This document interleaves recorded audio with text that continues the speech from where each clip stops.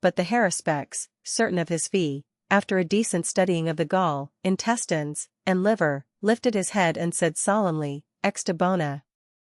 "The entrails are good." Thereupon the flamen, hitherto passive or muttering formulas, stepped forward, threw wine, meal, and incense upon the entrails, then cast the whole mass of them upon the brightly kindled altar fire. Meantime the actual flesh of the lamb was being gathered up by Calvis's servants to take home for private consumption. Calvis himself now drew the toga up over his head the second time, and then called on Juno with loud voice, "Since thou hast accepted this lamb, duly proffered, to continue her favor on him and his house during the coming year, in which case I vow unto thee another lamb, white and without blemish even as is this." He was again, it would seem, the lawyer reminding the other party to the contract that by the acceptance of the payment proffered, he or she was strictly obligated to continue friendly for the next 12 months. The ceremony was therewith ended. The flamen raised his hand and spoke the solemn word of dismissal, "Illicit, it is permitted to go." Sacrificer, flamen, spectators, and attendants all now hurried away with shout and laughter to Calvis's residence, there to join in a fine feast wherein everybody received a portion of the slaughtered lamb. 364. The Vestal Virgins, their sanctity and importance. Great are the pontiffs, the augurs, the flamens, and the members of the other sacred colleges. But they are all too pragmatic and secular to be taken quite seriously when they demand religious veneration. There is one Roman college, however, which is beyond words holy, at whose claims the most godless never scoff, and whose members will keep alive the best traditions of the religion of Numa until old Rome is tottering to its fall, the Sisterhood of the Vestal Virgins. Vestal Virgin. Numa himself, hoary tradition affirms, instituted this body of 6 holy maidens, although no doubt similar companies could have been discovered in many other primitive Italian communities. Their origin is clear enough. To early man, fire was a thing very mysterious and very necessary. Before the discovery of flint and steel it was no trifling matter to kindle a new blaze by rubbing together a hard stick and a soft. Every village, therefore, maintained a central hearth, focus, where some brands were ever smoldering and whither a boy could be sent running for a spark to replenish the kitchen fires. But beyond all other peoples the old Latins made of this homely need a sacrosanct institution and a ritual. The temple of the fire goddess was perhaps at first only the hearth of the king, and her priestesses were the king's own daughters. Then the king disappeared, the Pontifex Maximus took his place, and quite naturally just as the High Pontiff's official residence, the Regia, stood on the verge of the Forum, the shrine of Vesta and the home of her maiden ministers stood close beside it. All across the ages this fire of Vesta has burned, tended with inconceivable care, and for this humble shrine of Vesta and the 6 Vestal Virgins all Romans from emperor to lowest plebeian still retain more genuine reverence than for anything else in the world, not excluding the gilded temple of Jupiter Optimus Maximus crowning the Capitol and its pompous Flamen Dialis. 365. The Temple of Vesta and the House of the Vestals. The Temple of Vesta, directly on the verge of the roaring Forum and under the shadow of the Imperial Palatine, is an ostentatiously small, simple building, with a circular portico of pillars and surmounted with a low cupola covered with sheets of metal. Often repaired, great pains have been taken, so Ovid tells us, to preserve the original style of Numa. Directly behind it, as you go east from the Forum, is the Atrium Vesti, the House of the Vestals, noticed when we traversed the heart of Rome. Very simple externally, once inside those privileged to enter the house discover not merely a fine comfortable dwelling, suitable for ladies of rank and their numerous female attendants, but a very beautiful garden some 200 feet long by 65 wide. There are spreading trees, winding paths, marble seats, fountains, and even a tiny grove, all within easy stone's throw of the very center of the metropolis. The need for this garden, however, is obvious. The Vestals are women of the very highest rank, yet they cannot leave Rome in the hot season when nearly all other noble ladies flee to their cool villas. The garden is their breathing spot and their recompense. Around the garden runs a line of statues of the Maximi, senior Vestals, an imposing array of dignified elderly women of the grave Roman type. Here too in the Atrium Vesti, in a little room, is a small handmill where the sacred virgins themselves can be seen each day laboriously grinding the consecrated meal required in the cult of the hearth goddess. Within this house also the six sisters spend their lives in a routine of holy duties, and although the building is not an officially consecrated temple, it is really the most revered and sacrosanct spot in Rome. In the atrium vesti, therefore, are deposited the wills and other precious documents of half the nobility, and the gods pity the wretch who may do the place violence, his fate at human hands will be awful. 366. Appointment of Vestals. This little sisterhood is divided always into three categories: the novices, the active members, the senior Vestals, of 2 members each. When there is a vacancy, the Pontifex Maximus makes choice among the girls of between 6 and 10 years in the patrician families, 233, who have both of their parents living and happily married. A girl has to be physically perfect and intellectually acute, certain, in short, to do honor to the greatest position open to women in Rome. The present Maxima is Salvia, a distant kinswoman of the late Emperor Nerva. She was appointed many years ago in the reign of Titus. There was such competition for the vacancy then that several noble families offered their daughters, but Salvia was chosen because her parents were on the best of terms, whereas her nearest rival's father and mother were known to have quarreled. The High Pontiff, Titus, solemnly took her by the hand, repeating the ritualistic words, "I take you to be Amata, that as Vestal Virgin you may perform the sacred rites lawful for Vestal Virgins." The title of Amata was simply honorary. It implied the gentle and loving character of the service of Vesta. Salvia was immediately led over to the house of Vesta, her hair was cut off, and hung upon the sacred lotus tree in the garden. She was clothed in long white garments with a special white band around her head, the holy infula, and next she took oath to abide in her office and to maintain her virginity not less than 30 years. She was now a lawful Vestal, withdrawn from the power of her father, and subject only to the jurisdiction of the Pontifex Maximus. 367. Duties of the Vestals, the Maximid. The 6 Vestals enjoy no sinecure. From the fountain of Egeria by the Coelian hill they must bear all the water required for kneading their sacred cakes, 234. Daily they must carefully cleanse the actual temple in front of their mansion with a mop, and deck it around with laurel.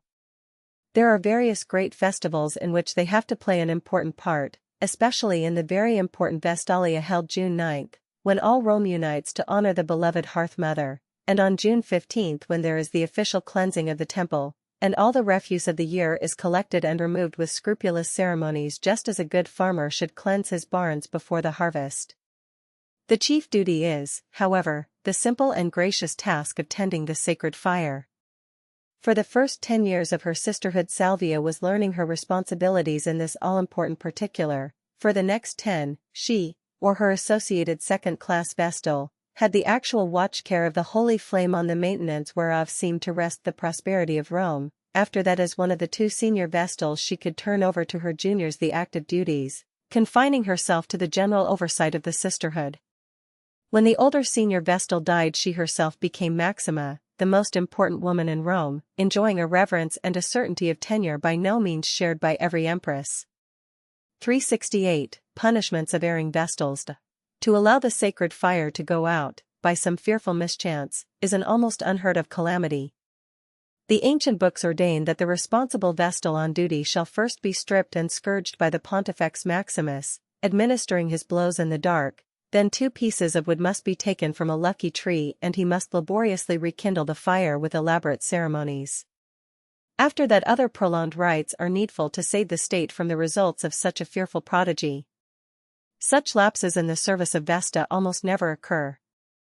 Slightly more frequent have been charges of breaking the vow of chastity. In the few recorded cases, the guilty sister, after trial before the College of Pontiffs, has been buried alive with a kind of funeral ceremony in the accursed field, Campus Celeratus, just within the Colline Gate. It is bad luck actually to put to death a consecrated Vestal, but a deep pit is dug and in it are placed a couch, a lamp, and a table bearing a little food. Then the guilty woman is lowered into the pit and earth heaped upon it. She has simply been dismissed from the presence of men. What occurs out of all human sight is strictly the affair of gods. Meantime her paramour has been publicly scourged to death in the Forum with every form of ignominy. The vow of virginity, nevertheless, is not perpetual. After 30 years in the service, at an age still far below old womanhood, a Vestal can quit the atrium, and marry, but Salvia and her sisters seldom dream of such a thing. Public opinion, though not the law, frowns upon the act, and it means resigning a position of incomparable importance, honor, and dignity. 369. Remarkable honors granted the Vestals. If Salvia, for 20 years at least, has thus taken her duties very seriously, she has her great compensation. The Vestal sisterhood is rich with a great corporate income. The members alone of all Romans give their testimony in court without the least oath. They have the seats of honor at all public games and festivals. A lictor precedes each of them everywhere, securing for his mistress the same public honors granted a magistrate, and a magistrate's lictors lower their fasces in respectful homage when in a Vestal's superior presence. The slightest molestation of these priestesses' persons is of course punished capitally. They have the right to intercede even with the emperor in matter of pardons, and they nominate to sundry public offices, e.g. the librarianship of the imperial library, and certain military tribuneships.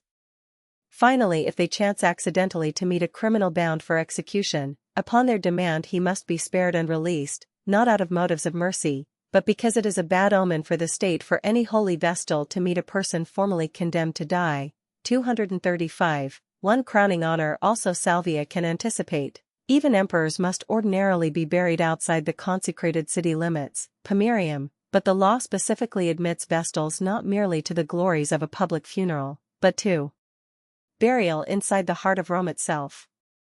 What wonder that Salvia is loath to quit a post of such glory and power for the uncertain prospects of matrimony. Despite all the ceremonies, irrational and vain though they may seem to a later standpoint, the worship of Vesta, the goddess of the honest home, and the corporate life of her 6 maiden ministers remain among the fairest things of the Roman Empire.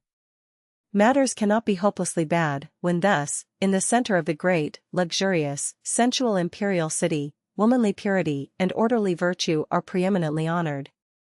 Chapter 21. The Foreign Cults, Cybele, Isis, Mithras. The Christians in Pagan Eyes. 370. Saturnalia, the exchange of presents on New Year's Day.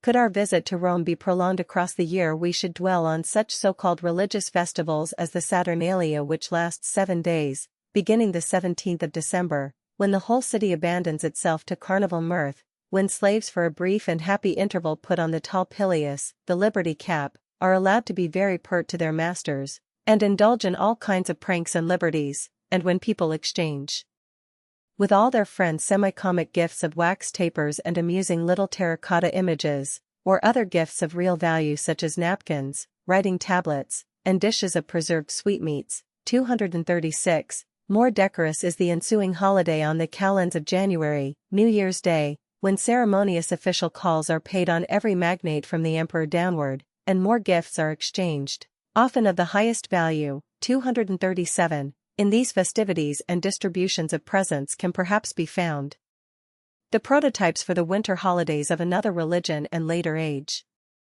371. Multiplication of Oriental cults. One dare not quit the Rome of Hadrian, however, without a cursory inspection of something extremely evident since we began our explorations on plebeian Mercury Street, the foreign religions and their temples. Very reluctantly did the grave fathers of the old republic admit Anatolian, Syrian, and Egyptian cults into their beloved city. Even unlicensed Greek ceremonies were frowned upon, and the disorderly orgiastic rites of the Eastern gods for long were extremely repulsive to the dignified builders of the Commonwealth. But as the Republic declined, the foreign cults thrust themselves in, and with the coming of the Empire all attempts to prohibit them practically disappeared. The most the authorities can now do is to see that these strange private worships are conducted with a certain degree of decency. Rome has never countenanced the vile revellings of the groves of Syrian Astarte, much less the horrid child-burnings of the Phoenician Moloch.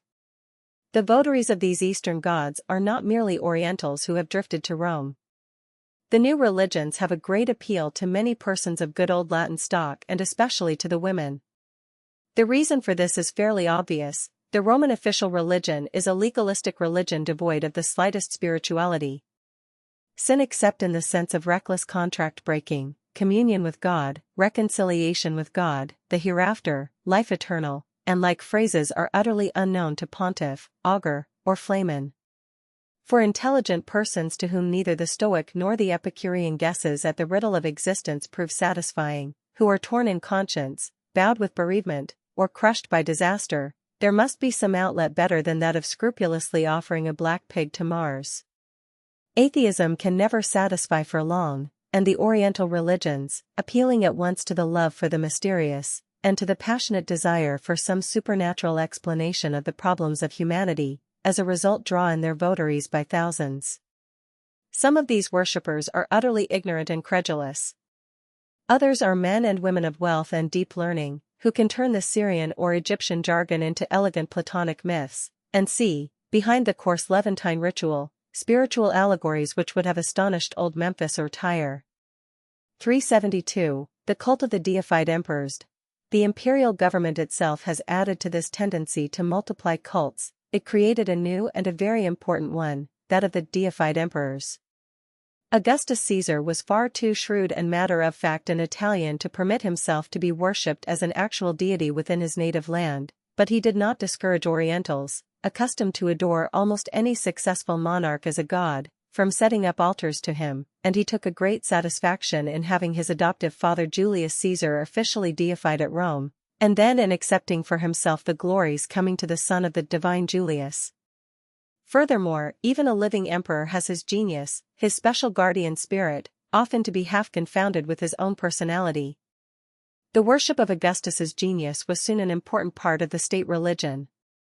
Oaths were taken by it, an insult to it became the vilest blasphemy. If Augustus did not become a god in his lifetime, the aura and effluence of divinity assuredly played all around him. 373. The divine Augustus and his successors.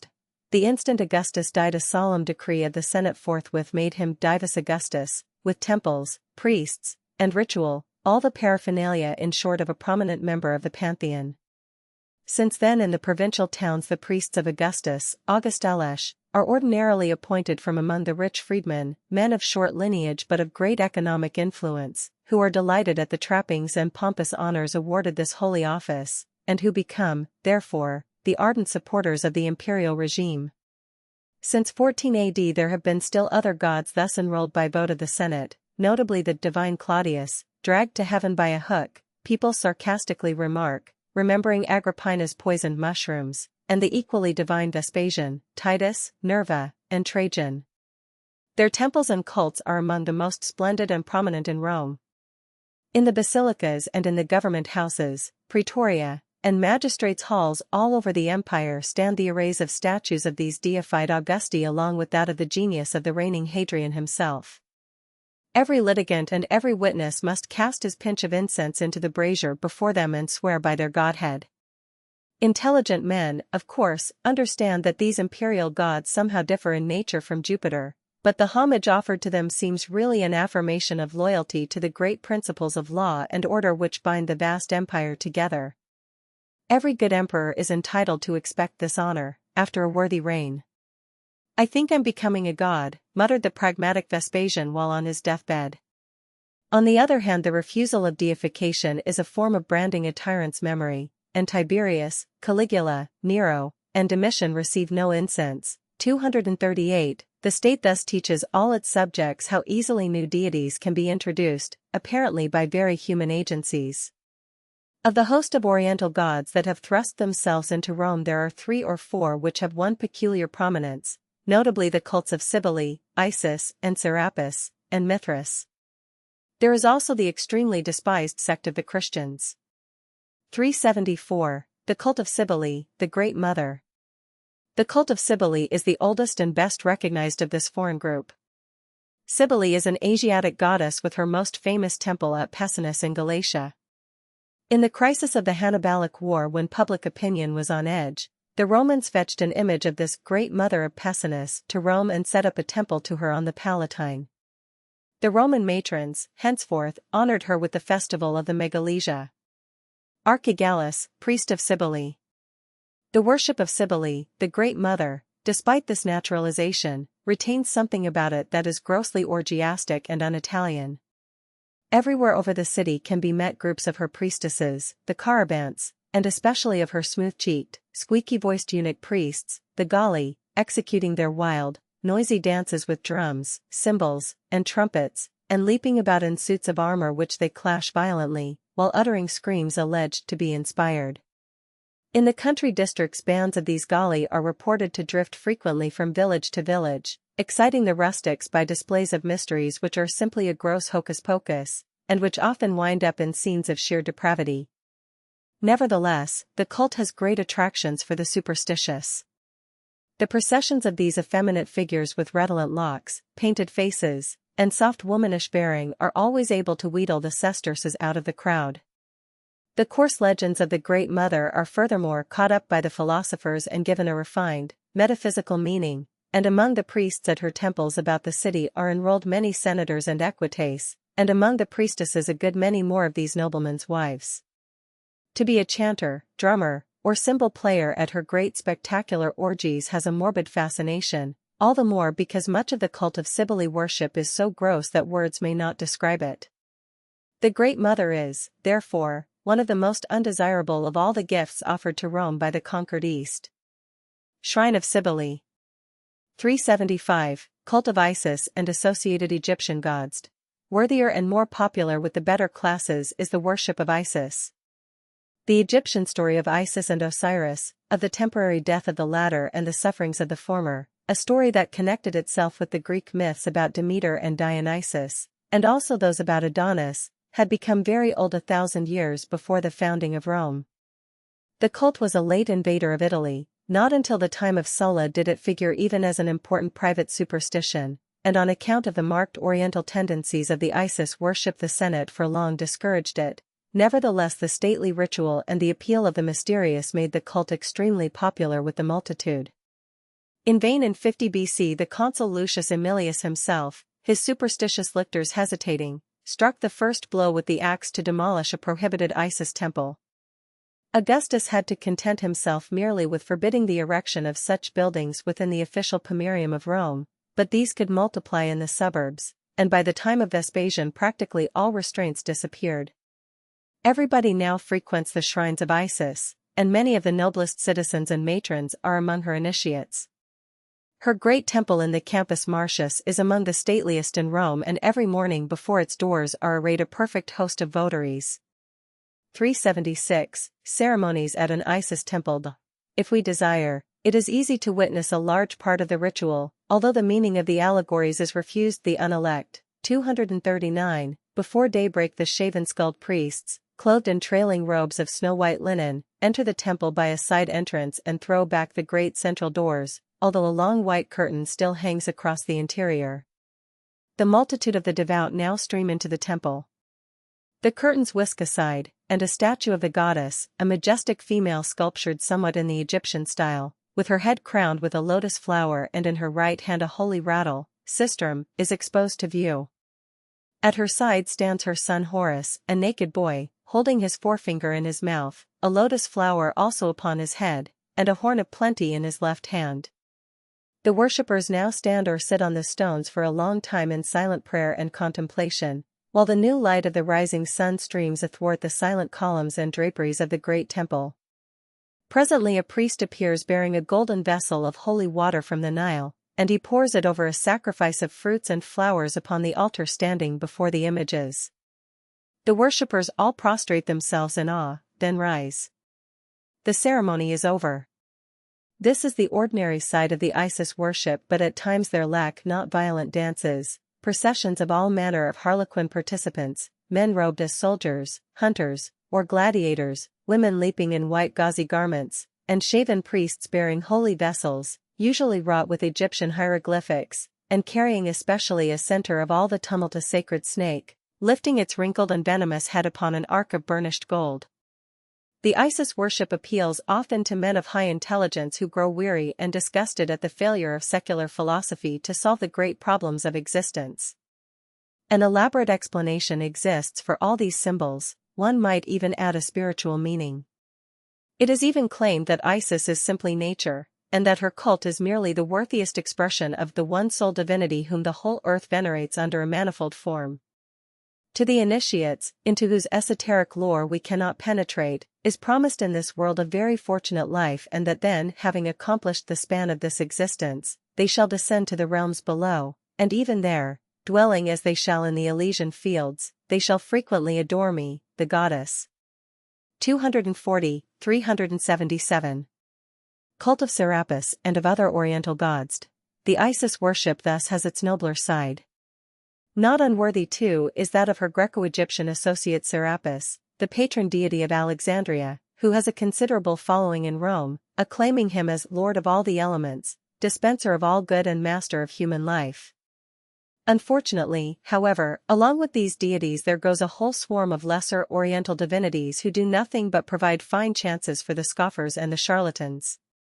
The priests of the dog-headed Nile god Anubis are denounced by Juvenal as a linen-clad and cheating crew, who levy on silly women, and who will declare any infamy to be morally pardoned for the bribe of a fat goose or some thick slices of cake.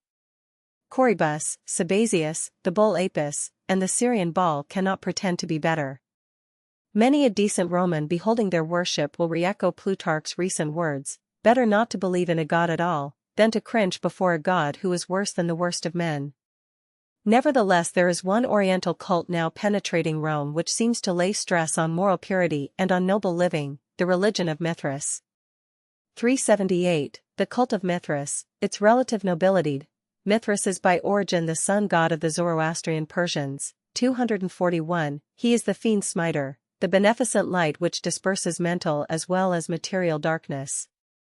Sol Invictus, the all-conquering sun, his votaries call him, but in statues and pictures he is commonly represented as a handsome youth, wearing the Phrygian cap and mantle, and kneeling upon a bull which has been thrown upon the ground, and whose throat the god is cutting. In the Mithras pictures there often appear also the mysterious figures of a dog, a serpent, and a scorpion, all somehow connected with the ritual of the god. This cultus first passed from the east to the hardy pirates of Cilicia, whom Pompey the Great subdued in the last years of the Old Republic. Then gradually the Western world began to learn about the Mithras chapels, about the 7 grades of initiates, about solemn purifications from sin, and about an esoteric teaching which laid great stress on personal righteousness, condemned vicious pretenses and claimed to reconcile man with God in a manner promising the former a joyous and noble hereafter. Mithras the Bull Slayer. The Mithras cult is now making its way very rapidly, especially in the imperial army. All up and down the great garrison towns and standing camps along the frontiers, Mithras chapels are being erected, small chambers suitable for only a few dozen of initiates. The rites and teachings are very secret, and it is impossible to penetrate them as we can part of the worship of Isis. Mithras worship furthermore makes no pretense of being a cult for the masses, it is a blessing reserved strictly for the proved and purified. All we know about it, however, convinces us that its ethics are noble, that it repudiates all coarse sensuality, and that it leaves its votaries genuinely better men and women, summoning them to be coadjutors of the unconquerable sun in his glorious war against spiritual darkness. As yet the Mithras worship in the West is relatively young, but the time will approach when great emperors, Aurelian and Diocletian, will proudly number themselves among its initiates, and in Mithraism ancient paganism will make its last real proffer for the allegiance of high-minded men. 242. Mithraic emblems. 379. The Taurobolium, bath in bull's blood. Connected with these Oriental cults, worthy and unworthy, there has come in a ceremony utterly strange to the religion of Numa, which, nevertheless, is gaining increasing vogue, the Taurobolium. Originally it belonged to the votaries of Cybele, but the Mithras worshippers have adopted it likewise. The rite is supposed to give one a peculiar cleansing from sin, and being decidedly expensive appeals not a little to wealthy personages who do not mind showing how their riches can put them on better terms with heaven than is possible for the run of mortals. With increasing frequency can be seen tombstones of magnates inscribed reborn to eternity through the Taurobolium, and it is held by many that persons submitting to this ordeal are assured of a happy immortality, at least, if they should die within 20 years of the ceremony, after which it can be repeated. Old-line Romans ordinarily have not as yet felt a great need for the Taurobolium, 243, but one of Calvus's acquaintances, the senator Faventinus, has followed his initiation into Mithraism by celebrating the rite. It is indeed something which only deep religious convictions can induce persons of sensitive and luxurious tastes to undergo, although the special priests who conduct the proceeding know how to render it an impressive ceremony. Faventinus appeared at the appointed place before a concourse of Mithraic initiates, wearing a golden crown and with his toga tightly girded about him. Then he descended into a deep pit over which was placed a platform of stout boards. With mystical words and songs a consecrated bull was led upon the platform and there directly slaughtered in a manner causing its blood to flow freely through the chinks in the timbers upon the worshipper below.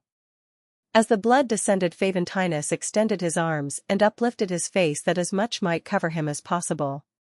When the initiate was taken out, his whole person and garments blood-soaked, other mysterious liturgies were recited over him.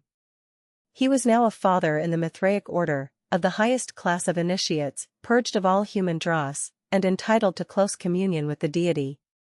After all, the price of a fine bull and round fees to the priests seem little enough to pay for such an exalted privilege. 380. The Christians, pagan account of their origin. There is still another cult in Rome, although cultivated men and women no less than the run of plebeians speak of it with utter aversion.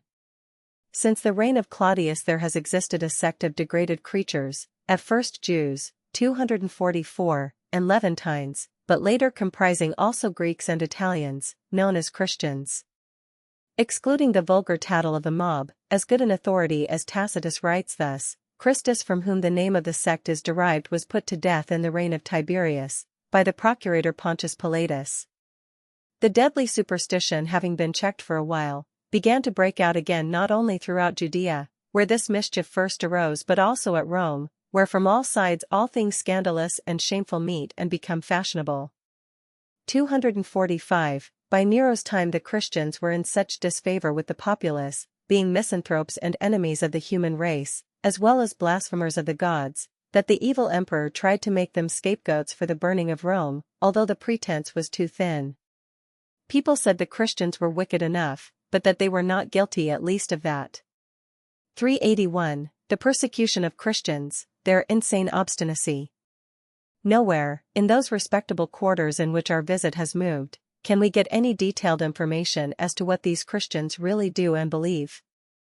Very few important persons have so far adhered to them, although there is a story that Flavius Clemens, a consul and a kinsman of Domitian, who put him to death along with so many other nobles, was actually caught by their supposedly crazy doctrines. The sect has been declared unlawful ever since Nero's day, and from time to time its members have been arrested and their conventicles, usually held in half-concealed burial places or in sand pits in the suburbs, have been broken up. The magistrates, however, are slack, the vigilas are busy chasing down ordinary thieves and murderers, and the Christians most of the time are left alone. Hadrian, in fact, with his general tolerance, is said somewhat to have discouraged active persecution.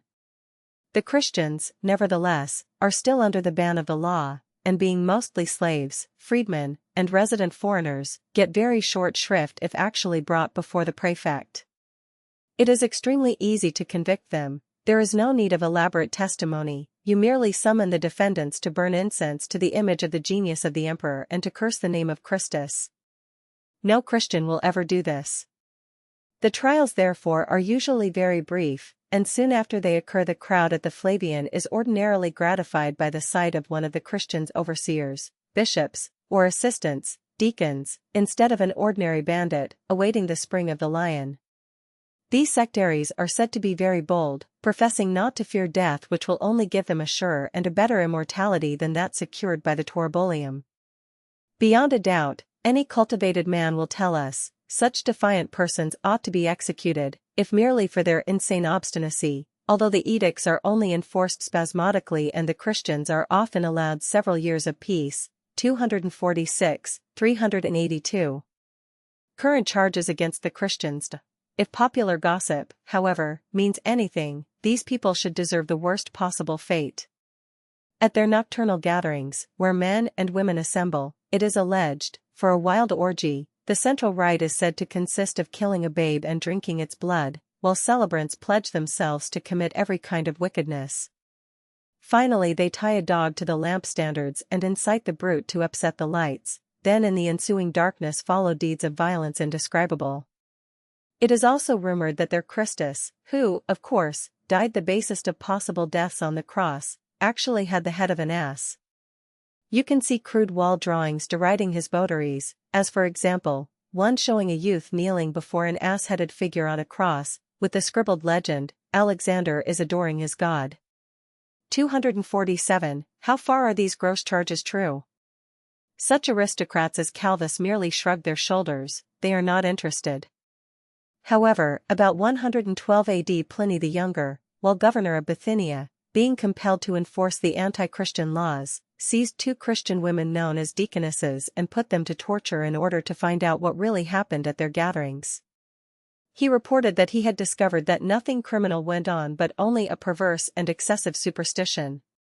Probably, senatorial circles will assure us, there is not much to be dreaded from such a movement which cannot possibly appeal to educated men well grounded in philosophy. Of course, Mithraism is very much more respectable, and according to all fashionable judgment has a far greater future before it. Chapter 22. A Roman Villa. The Love of the Country. 383. Appreciation of country life by the Romans. No study of Rome can be complete without recognition of one cardinal fact, the intense desire of all Romans to get away from their turbulent city for a large part of the year. The wealthier the citizen, the longer is likely to be his absence, although no doubt many a senator or eques growing weary of his luxurious retreat begins to sigh again for the curia or the counting room long ere the formal season has ended. During the parching summer months the city is really deserted by a great part of its inhabitants. Only the most needful business goes on, the public games are attended merely by the humblest type of plebeians, the rhetoric schools cease their floods of oratory, the great baths really seem empty, and the forum crowd becomes thinned and spiritless. Every person blessed with a moderate income and leisure has sought the seashore or the mountains. 384. Praises of the country towns and villas. Never in after ages will the blessings of country as against city life be better appreciated than under the Roman Empire. The congestion, the noise, the hurly-burly of the world metropolis probably exceeds that of any future competitor. The poets all sing the praises of existence amid rural charms. Martial, for example, waxes enthusiastic over the chance to get away from the porticos of cold, variegated marbles and from the need of running on morning greetings, so that he can empty his hunting nets before his own fire, lift the quivering fish from the line and draw the yellow honey from the red-stained cask, while his plump stewardess cooks his own eggs for him. Juvenal extols the cheapness and satisfaction of living in the country towns where for the rent of a dark garret in Rome you can afford to buy a small house with a neat little garden and a shallow well whence you can draw the water for your own plants. Wealthier folk share the same passion, and Pliny the Younger writes that he longs for the pleasures of his villas as ardently as an invalid longs for wine, the baths, and the fountains. Traveling carriage. Rita. The sentiment, indeed, is so common that no further instances need be cited, save that of Similis, Trajan's veteran praetorian prefect, who, having retired under Hadrian, has just died after 7 years of honorable self-banishment in a quiet country retreat. On his tombstone he is ordered to be graven, "Here lies Similis, an old man, who has lived just 7 years." 385. Comfortable modes of travel, luxurious litters and carriages. So then at least by the time of the tyrannous reign of the dog star or the lion, midsummer and September, all the roads leading from Rome are covered with the great cortèges, if indeed, the magnates have not quitted the city much earlier. Roman bridge, typical of thousands which covered the empire. This is no place to speak of the admirable Roman road system which spreads as a vast network all over the empire, and which is, of course, at its best in Italy. Travel for the rich in Hadrian's day is extremely luxurious if not correspondingly rapid. If you are in no hurry, you can ride in a comfortable litter borne by 6 or 8 even-paced bearers and so outfitted that you can read, write, sleep, and even play at dice, while your retinue is winding its slow way over the Campagna, or up into the mountains. If you are in greater haste, there are speedy if somewhat less steady gigs and other open carriages which energetic people drive themselves, although great folk, of course, demand plenty of postilions and well-girt running footmen. In any case the journey from Rome is a matter of great display for anybody with claims to fortune. 50 slaves and 20 baggage wagons are hardly enough to become a senator, and 4 times as many of each is not an excessive retinue. However, less distinguished people can drive about in their own light, open two-wheeled carriages, Sigia, or can hire them at the posting stations just outside the gates, and time would fail to tell of all the kinds of carpenta, two-wheeled covered vehicles, or ridae, four-wheeled traveling carriages, which one can meet on the Via Appia or the Via Latina. Since Rome is a city without railroads and without first-class shipping facilities, necessity has developed this carriage service to a fine point. Some people indeed still bestride mules, like that of Horace, short of tail and heavy of gait, and government carriers ride horseback, but the wheeled vehicles are excellent. It will be a long time before they can be surpassed in comfort. 248, 386. Multiplication of villas, seashore estates at Baiae, etc., distant journeys we cannot consider, nor the service of imperial and private messengers to the provinces. Our concern is with the fact that over the whole of west-central Italy, well up into the Apennines, and all along the Etruscan, Latin, and Campanian coasts one luxurious estate follows upon another. Many of these vast establishments indeed combine profit with pleasure. Landed property is the most genteel form of wealth, and close beside the sumptuous villa urbana which imitates the glories of the city mansion, there often spreads the humbler and more utilitarian villa rustica which houses the great gangs of slaves or hireling laborers who keep the broad acres under cultivation. One cannot turn aside to examine Italian agriculture, but the residence villas are so essential to every Roman of breeding and property that to ignore them is impossible. Persons of means seem always purchasing more villa property. Indeed, there are not a few magnates who can take a long journey up and down Italy, spending each night upon one of their own estates. If Publius Calvus contents himself with only 4 country residences, he shows that he is poorer and less pretentious than many fellow senators of praetorian rank. Inevitably certain places are preferred beyond others. Upon the Bay of Naples, people of leisure, who do not mind a 150-mile journey from Rome, find a famous and delightful center at Baiae, and indeed in the entire region of this bay, recovering now from the ravages of the outbreak of Mt. Vesuvius. Outward along the more southerly Bay of Paestum, Bay of Salerno, the shore is lined with one lofty marble-crowned villa after another, often erected upon elaborate jetties thrusting far out into the sapphire sea. There is, however, a whole series of handsome seaboard villas all the way southward from Ostia, and Antium, Circei, Terracina, where the Via Appia strikes the coastline, and Formii are only a few of those luxurious colonies to which the wealth and fashion of Rome scatter during several months of the year.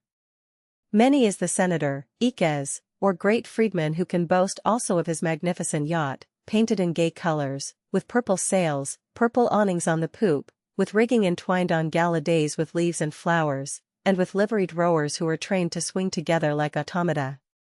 387. Villas in the mountains, small farms near Rome.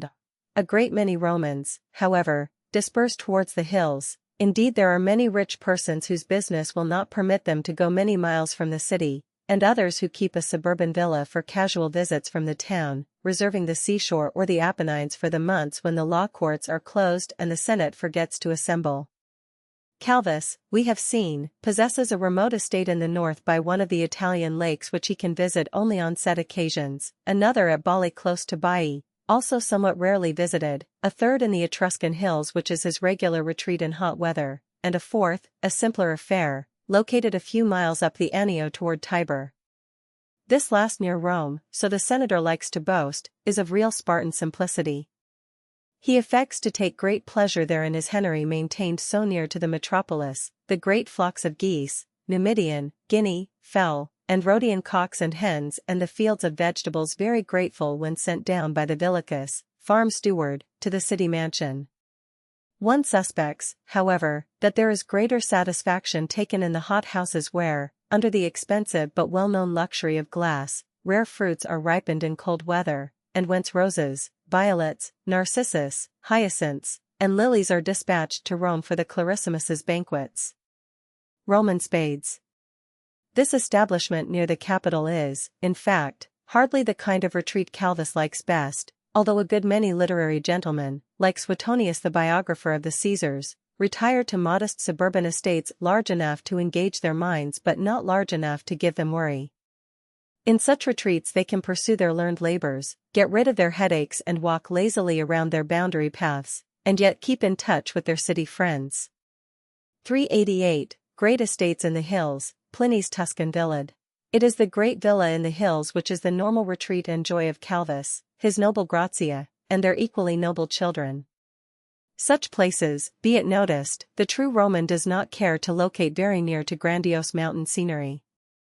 He is not fond of overpowering sublime views. What he prefers is a gentle aspect over smiling plains, lush meadows, and fertile cornfields. Lucretius rejoiced in the happy intervals when he could recline by a brook of running water beneath the leafage of a lofty tree, and Virgil desired that he might always love tilled fields and streams that flow among the valleys. Hadrian is somewhat exceptional, among other ways, in that he enjoys toiling up high mountains like Etna for the sake of the magnificent view. The average senator desires to ascend no further than he can comfortably drive in his Sizium, or be swung along in his litter. Ruins of Hadrian's villa at Tivoli, Tiber partial view. The Tuscan villa of Calvus is easily visited. It constitutes, in fact, an estate which the senator purchased some years ago from the heirs of the younger Pliny. Few changes beyond needful repairs have been made since its completion, and no words of ours can surpass those of its former owner in explaining why life seems very pleasant to those whom Jupiter or destiny have made rich and fortunate in the imperial age. 249. Ruins of Hadrian's villa at Tivoli, Tiber partial view. 389. Charming location of Pliny's villa. This property, wrote Pliny, lies just under the Apennines, which are the healthiest of our mountain ranges. In winter the air is cold and frosty, myrtles, olives, and all other trees which require a constant warmth the climate spurns, although the laurel usually prospers. But in summer the heat is marvelously tempered, there is always a breath of air stirring, and mild breezes are more common than high winds. The contour of the district is most beautiful. Picture an immense amphitheater, wrought by nature, with a wide-spreading plain ringed with hills and the summits thereof covered with the tall and ancient forests. Here there is plenty of hunting, while down the mountain slopes there are stretches of underwoods, and among these are rich deep-soiled hillocks which bear excellent crops. Below these hillocks in turn, along the whole hillsides, stretch the vineyards which present an unbroken line far and wide, bordered with a fringe of trees. Then you can come down to the meadows and fields where the soil is so thick that only the most powerful oxen can tug the plows, but the meadows are jeweled with flowers, and produce trefoil, and other herbs, always tender and soft. Villa of Pliny the Younger, restored. Through the middle of this plain flows the Tiber. Here it is navigable for boats which carry down grain to the city in winter and spring, although in summer the channel is only a dried-up bed. Gazing over the district from the heights you think you are not looking so much upon earth and fields but at a landscape picture of wonderful loveliness. My villa, though, lies at the foot of the hill enjoying as fine a prospect as though it stood on the summit. The ascent is so gentle, easy, and unnoticeable. Behind lie the Apennines, but at a considerable distance, yet even on a cloudless day the spot gets a gentle breeze duly tempered from the hills. 390. Terraces of the villa, the porticos, summer houses and bedrooms. Most of the house faces southward, inviting the sun as it were into the portico, which is broad and long to correspond, and contains a number of apartments and an old-fashioned hall. In front there is a terrace bounded with an edging of box, then comes a sloping ridge of turf with figures of animals on both sides cut out of the box trees, while on the level ground stands an acanthus tree, with leaves so soft that I might almost call them liquid. Around about there is a walk bordered by evergreens pressed and trimmed into various shapes, then comes an exercise ground, round like a circus, which surrounds the box trees which are cut into different forms, and the dwarf shrubs that are kept well clipped. 250. Beyond these there stretches a meadow delightful for its natural charm as the things just described are for their artificial beauty. At the head of the portico juts out the triclinium, from the doors whereof can be seen this terrace, meadow, and the expanse of country beyond. Almost opposite the middle of the portico is a summer house with a small open space in the middle shaded by 4 plane trees. Among them stands a marble fountain, from which the water plays upon and sprinkles slightly the roots of the plane trees and the grass plot around the 4. In this pavilion there is located a bedchamber which excludes all light, noise, and sound, and adjoining it is another dining room especially for my friends, which commands also a delightful view. There is still another bed chamber, however, which is embowered and shaded by the nearest plane tree and built of marble. Up to the balcony, above, in the ceiling, is a picture of a tree with birds perched in the branches, equally as beautiful as the marble. Here, too, there is a small fountain with a basin around the latter, and into it the water flows from a number of little pipes which produce a most agreeable liquid sound. Roman garden scene. In the corner of the portico there is yet a third bedchamber leading out of the dining room, some of its windows looking forth upon the terrace, others upon the meadow, while the windows in front face the fish pond which lies just beneath them. Right pleasant it is both to eye and to ear, as the water falls from a considerable height and glistens like snow as it is caught in the marble basin. This bedroom is agreeably warm even in winter, for it is flooded with an abundance of sunshine. 391. The baths, the rear apartments, the riding course. To the last named room adjoins the calidarium of the baths, and on a cloudy day we can turn in the steam heat to take the place of the warm sun. Next comes an ample and cheerful undressing room for the bath, from which you pass into the cool frigidarium containing a large and shady swimming pool. Adjoining this cold bath is the mild tepidarium, for the sun shines upon it lavishly, although not so much as upon the hot bath which is built further out. Above the adjacent dressing room is a ball court where various kinds of exercise can be taken and several games can go on at once, and close to this are more bedchambers all commanding enchanting views over the gardens, meadows, vineyards, and mountains. Marble urn or garden ornament. Such is the front part of the villa. In the rear and to the sides are still other dining rooms and bedrooms, especially there are certain that are so far underground as to be perfectly cool even in the hottest weather. There is also an elaborate set of quarters for the servants. However, the most delightful part of the entire establishment is perhaps the riding course. Around its borders are plane trees covered with ivy, which creeps along the trunks and branches and spreading across to the neighboring trees joins the whole line together. Between the plane trees are set box shrubs, and on the further side of the shrubs is a ring of laurels which mingle their shade with that of the plane. At the farther end, the straight boundary of the riding course is curved into a semicircular form which quite changes its appearance. It is enclosed with cypress trees, casting in places a dark and gloomy shade, though spots are left quite open to the sunshine. In these last bloom roses, and the warmth of the sun gives a delightful change from the cool of the shadows. All around these avenues run paths lined with other box shrubs, and here and there are more of the box trimmed into a great variety of patterns, some being cut into letters forming my name, as being the owner, or that of the gardener. 392. The fountains and luxurious pavilions in the gardens. At the upper end of this hippodrome is a couch of white marble covered with a vine. Jets of water gush from under the couch through small pipes, and look as if they were forced out by the weight of the persons reclining on the pillows, while the water rushes down into a graceful marble basin with an underground outlet so it fills but never overflows. When I dine at this spot the heavier dishes and plates are set by the side of the basin, but the lighter ones, made in the shape of little boats and birds, float on the surface and turn round and round. Directly opposite this couch is a sleeping pavilion. It is formed of glistening marble, and through the projecting folding doors you can pass at once among the foliage, while from the windows you look upon the same green picture. Within is a bed, and the shade is so dense that little light can enter, while a wonderfully luxuriant vine has climbed upon the roof and covers the whole building. You can fancy you are in a grove as you lie here, only you do not feel the rain as you do amid the trees. Here, too, a fountain rises, then immediately loses itself underground. There are a number of marble chairs placed up and down, very restful if you do not wish the bed. Near these chairs, yet again, there are little fountains, and throughout the whole riding course you can hear the murmur of tiny streams carried through pipes which run wherever you please to direct them. 393. Life of sensuous luxury at such a villa. Contrast in human conditions under the Roman regime. Besides the beauties herein described, one has perfect comfort, repose, and freedom from anxiety at such a villa. I need not don the heavy toga, no neighbor ever calls to drag me out, everything is placid and quiet, and this peace adds to the healthfulness of the place, giving it, so to speak, a purer sky and a more limpid air. Here I enjoy better health both in mind and body than anywhere else, for I exercise the former by study, and the latter by hunting. May the gods preserve to me this place in all its beauty.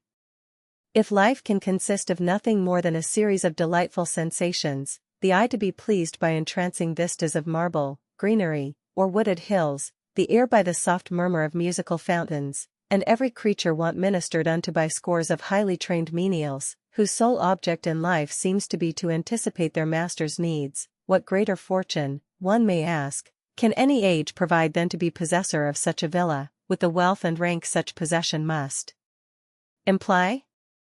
Happy its former, happy its present owner. Is it forbidden to regret that one's lot is not cast for a lifetime in Italy in these prosperous days of the empire? Yet Tari, even while as Calvis's guests we take our seats upon his marble benches beside the musical fountain under the whispering cypresses, and before we can converse amiably with the senator, perhaps upon the Stoic theory of the highest good, there are sounds discordant, the clink of fetters, the snap of whips, the curses of drivers, the groans of human cattle. Along the road concealed by the shrubbery, is passing the slave coffle, the gang of speaking tools on its way from the underground dungeon, ergastulum, upon the great farm attached to the villa, to the daily toil in the fields beneath a broiling sun. The refined luxury of the fortunate few is purchased by the squalor, the ignorance, and often by the lifelong misery of the brutalized many. Chapter 23 The Return of the Emperor 394. Character of Hadrian, prosperity and good government of his reign. Purposely we had visited Rome in the absence of Hadrian, our interest had been in the city and its people, not in the versatile, ever-wandering Caesar and the administration of the empire. But before Publius Calvus could set forth for his Tuscan villa he and all other senators had to attend a great state ceremony, the reception of the emperor returning from his travels. More than any other Roman ruler Hadrian had been an insatiable traveler. The frontiers of Britain, Syria, and Africa, the garrison towns on the Rhine, and the Danube, he knew them all. The peaceful cities of Gaul, Spain, and Egypt reaped the benefits of his intelligent benevolence when he visited them. Twice he had sojourned in Athens, the city which perhaps he loved the best in all the world, finishing the great temple of Olympian Zeus left uncompleted since the days of the Pisistratii and otherwise beautifying the now sleepy old university town, so that its grateful dwellers acclaimed him as a second founder like unto the original Theseus. Hadrian's personal life had been indeed marred with certain acts of arbitrary caprice and even of cruelty. Many senators grumbled at his long absences from Rome and they somewhat dreaded his sudden judgments, but the empire at large had been incalculably happy under his sway. The legions were under firm discipline, wars there were not save petty rumblings on the frontiers and the embers of the last struggle of the unhappy Jews, while peaceful commerce whitened the Mediterranean, and merchants' caravans wound confidently over the great road system with little fear of bandits. Under such an emperor laws were scientifically administered without fear or favor. The provincial governors were, despite an occasional plunderer such as we saw hailed before the Senate, men of genuine intelligence, probity, and zeal. If the Senate was becoming a venerable debating club, if the other forms of political liberty were either dead or dying, under Hadrian despotism was showing its fairest face, with a highly capable monarch earnestly devoting himself to his subjects' good. What man, surveying the august fabric and social and governmental machinery of the empire, could have failed to echo the current notion, that the dominion of Rome was divinely ordained and find that her departed Caesars were worthily ranked among the gods? 251, Hadrian.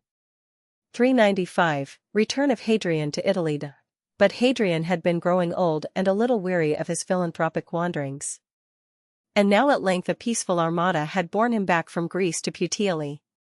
Hence with an enormous cortege he had travelled by easy stages along the Queen of Roads, the Via Appia, to the outskirts of the capital. And now to welcome him back to the Palatine the obsequious magistrates arranged the inevitable public spectacle. The emperor is not returning as a conquering triumphator. No formal triumph can therefore be ordained in his honor. He cannot wear laurel as he rides in a gilded chariot, preceded by the long files of fettered captives and, followed by the cohorts of his acclaiming army, drive his car through the Porta Triumphalis near the Circus Flaminius, next take a long circuit through the Circus Maximus and then down the Via Sacra and across the Forum and finally mount upward to pay his vows to Jupiter best and greatest on the Capitol. A magnificent procession, nevertheless, is possible. At the third milestone from the city along the Via Appia, all the senators and equites in gala robes meet the advancing imperator. His Empress Sabina is greeted with equal ceremony by the wives of the entire aristocracy. In the city, all the vast colonnades are hung with garlands of spring flowers, all business is suspended, all the fora and streets along the line of march are packed with throngs in brilliant costumes and equally brilliant chaplets. One grows weary counting the magnificent litters everywhere passing, followed by the gorgeously liveried retinues of the wealthy. 396. Imperial procession entering Rome. At last, after duly impressive delays, the imperial procession starts from the spot known as the Three Fountains. 252. The Praetorians are there in full force, the city cohorts, and heavy drafts of the vigiles, all the tribunes, centurions, and privates parading in silvered or gilded armor with scarlet plumes and mantles. The magistrates and ex-magistrates all wear the colorful toga praetexta. The ruler himself, holder of the tribunician and proconsular power, Pontifex Maximus, Caesar Augustus, father of his country, first citizen and imperator, that is to say Hadrian in person, rides in the glittering chariot wherein Augustus rode in his triumph after the Battle of Actium. 4 snow-white horses draw the car, and beside the slim Greek charioteer stands the object of universal envy, the man who is all but a god even in Italy, who is the son of the divinity, Trajan, and who is actually worshipped as a deity before 1,000 altars throughout the subjected East. Hadrian is a handsome bearded man of stature above the average. The gray of advancing age is streaking his hair, but he retains that graceful presence and piercing glance which would make him a notable figure had he never donned the purple. Before him, bound to the end of staves, are carried placards in large letters reciting the benefits he has conferred on hundreds of communities. There is also a large roll of papyrus symbolic of the perpetual edict which he has inspired the learned jurist Salvius Julianus to compile preparatory to the codification of the vast civil law. Directly before the emperor there is borne upon an open car a gilded image of the beautiful youth Antinous, Hadrian's favorite companion, whose mysterious death in Egypt the monarch has never ceased to mourn, while behind the imperial chariot rides the marveling envoy of Khosroes, the Parthian king who has received peace at the hands of the Caesar. The hundreds of senators and thousands of equites marching in the procession, now and again, perhaps at some signal, raise shouts of applause to the master and son of that glorious human universe wherein they rejoice as the fortunate stars. 397. Hailing the emperor. So the procession enters Rome. At sight of the tall, majestic imperator, whose purple mantle gleams with gold, all the streets and plazas burst into tumults of cheering. Io triumphi! Io triumphi! Ave Caesar! Ave Hadrian, while not a few in ecstatic loyalty make haste even to salute him as Dominus et Deus. As the imperial car passes each crossing of the streets, victims are sacrificed, while loud prayers are raised for the monarch's safety. The air grows heavy with the perfumes of the incense burning on hundreds of improvised altars. From the balconies matrons rain down masses of roses, and at many a turn great volumes of saffron are sprinkled over the marchers. Onward Hadrian rides, his handsome features curling perchance with pleasure but looking not to the right hand nor the left. Perhaps he recalls that were this a formal triumph, a slave would have been required to stand behind him whispering at intervals, "Remember, you are but a man." 398. The donatives, fates, and games. The procession thus sweeps along the sacred way, pauses for a moment that the emperor may survey the latest touches upon his new temple of Venus and Rome, passes the holy house of Vesta, and then turning away from the Forum and the Capitol ascends into the Palatine. Here the gorgeously arrayed companies of the official bureaucracy swell again the Io Triumphi, and Hadrian dismounts from the car to offer his own special thanksgiving for safe return, and to burn his own incense within the temple of Apollo of the Palatine. All that afternoon the fete continues. The great public baths stand open, absolutely free, not even the petty quadrans being exacted from the plebeian visitors. The grain and bread doles are doubled, the ticket holders receiving to boot measures of oil and wine. The Praetorians drink deeply the imperial health, for a special donative of 1,000 sesterces, $40, per man has been ordered for the entire corps. In the Flavian amphitheater Hadrian himself presides in the podium while a lioness contends with an elephant, the most famous and skillful netters and Thracians slaughter one another, and a desperate robber is done to death by 3 panthers. Late into the evening the streets are illuminated, there is feasting, dancing, reveling all through the wide parks and the bosky groves stretching across the campus marshes to the Tiber. Everybody is praising the greatness and glory alike of emperor and empire, and as for Rome, imperial Rome, the center of all the earth, who doubts that her power is ordained to stand forever? 399. A Christian gathering. Not all Rome this night is given over to roses, wine, and reveling under the torchlight. In one of those subterranean burial galleries near the Via Appia, which a later age will call catacombs, in a spot where a chamber of some dimensions has been excavated, a group of soberly clad folk have gathered. They have met stealthily, posting sentries to give the alarm, for the vigilas may not have become too drunk that night to be active. View in the Christian catacombs, present state.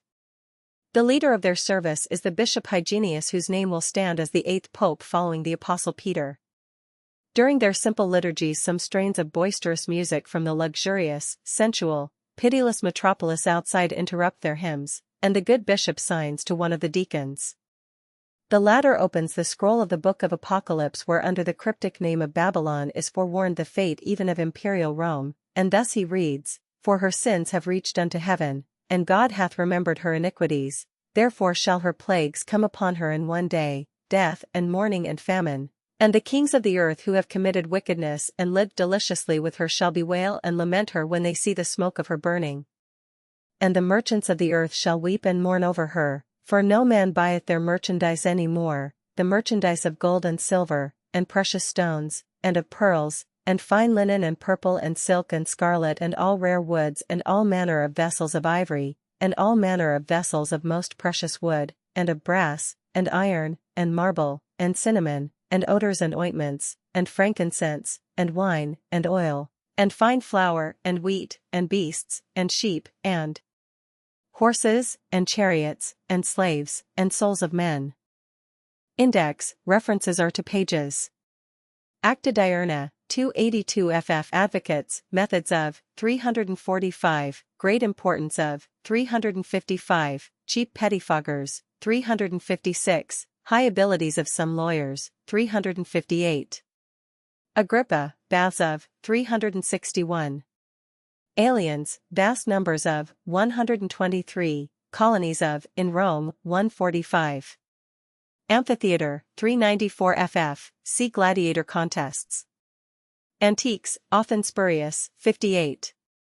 Apicius, the gourmand, 100. Aqueducts, 303 to 304. Arch, use of, 13. Architectural forms, usually Greek, 12, use of arch and vault in, 13. Architecture, very grandiose, 258. Arena, arrangement of, 392, see gladiator contests. Armor, of legionaries, 318. Army, real master of the empire, 307, held under stiff discipline, 308, stationed on frontiers, 308 to 309, legions in, 309 ff, size of, 331, efficiency of, 332, no reserves to, 332, see legionaries. Aria, wife of Caecina Poetus, 76. Atrium, 42, 43. Auctions, 226. Audiences with emperors, 296. Augurs and augury, 418 to 419. Augustus, tomb of, 372, deified, 439. Auspices, taken in Senate, 340. Auxiliary cohorts, 327 to 328. Ball games, 206. Banks and bankers, 227 ff, a great banker, 228, forms of investment, 229, trust business of, 229, savings banks, 230, safe deposits, 230, deposits in Temple of Vesta, 231. Banquets, see dinners. Barber shops, 90, 91. Basilica Emilia, 271. Basilica Julia, 272 to 274. Baths, popularity of, 358, luxurious private, 359, private owned, 360 to 361, large government-owned, 360, Great Baths of Trajan, 361 ff, crowds at, 362, often a kind of clubhouse, 362 to 363, entrance to, 363, interior of, 364, cold room, frigidarium, 365, swimming pool, 365, tepidarium, 365 to 366, hot baths, caldaria, 366, extreme luxury of, 367, restaurants and shops at, 367 to 368, parasites at, 368. Beards, revival of, 91. Beast fights, 399. Beggars, multitude of, 252. Bonuses, donativa, 245. Books, 209 ff, format of, 210, mounting and rolling of, 211, copying of, 212, publication of, 212, 213. Bread, 103, 104. Breakfast, jentaculum, 110. Building materials used in Rome, 10. Bulla, 186. Caldaria, 366. Campa Praetorian Guard, 311. Camps, military, 330. Campus Martius, view from, 7, general description of, 280, great porticos along, 368, public buildings upon, 369. Carriages, varieties of, 455 to 456. Catacombs, used by Christians, 473.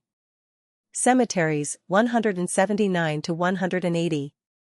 Cena, see dinner. Centurions, in legions, 323 to 325. Chairs, forms of, 55 to 56. Charioteers, 383, see circus. Chests, 57.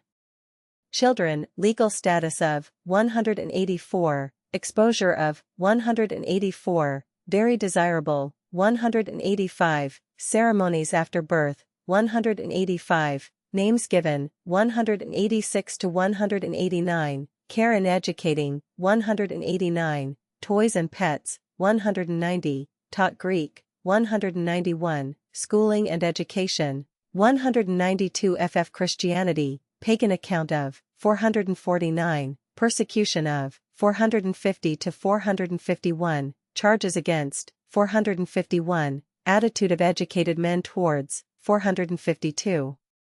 Christians, gathering of, in the catacombs, 473. Circus, popularity of, 382, charioteers in, 383, racing factions in, 383, wagering in, 384, Circus Maximus, 384 ff, racetrack, 384, procession before races, 385 to 386, beginning of races, 386, dangers in races, 387, proclaiming victors, 387 to 389. Circus, Flaminian, 370.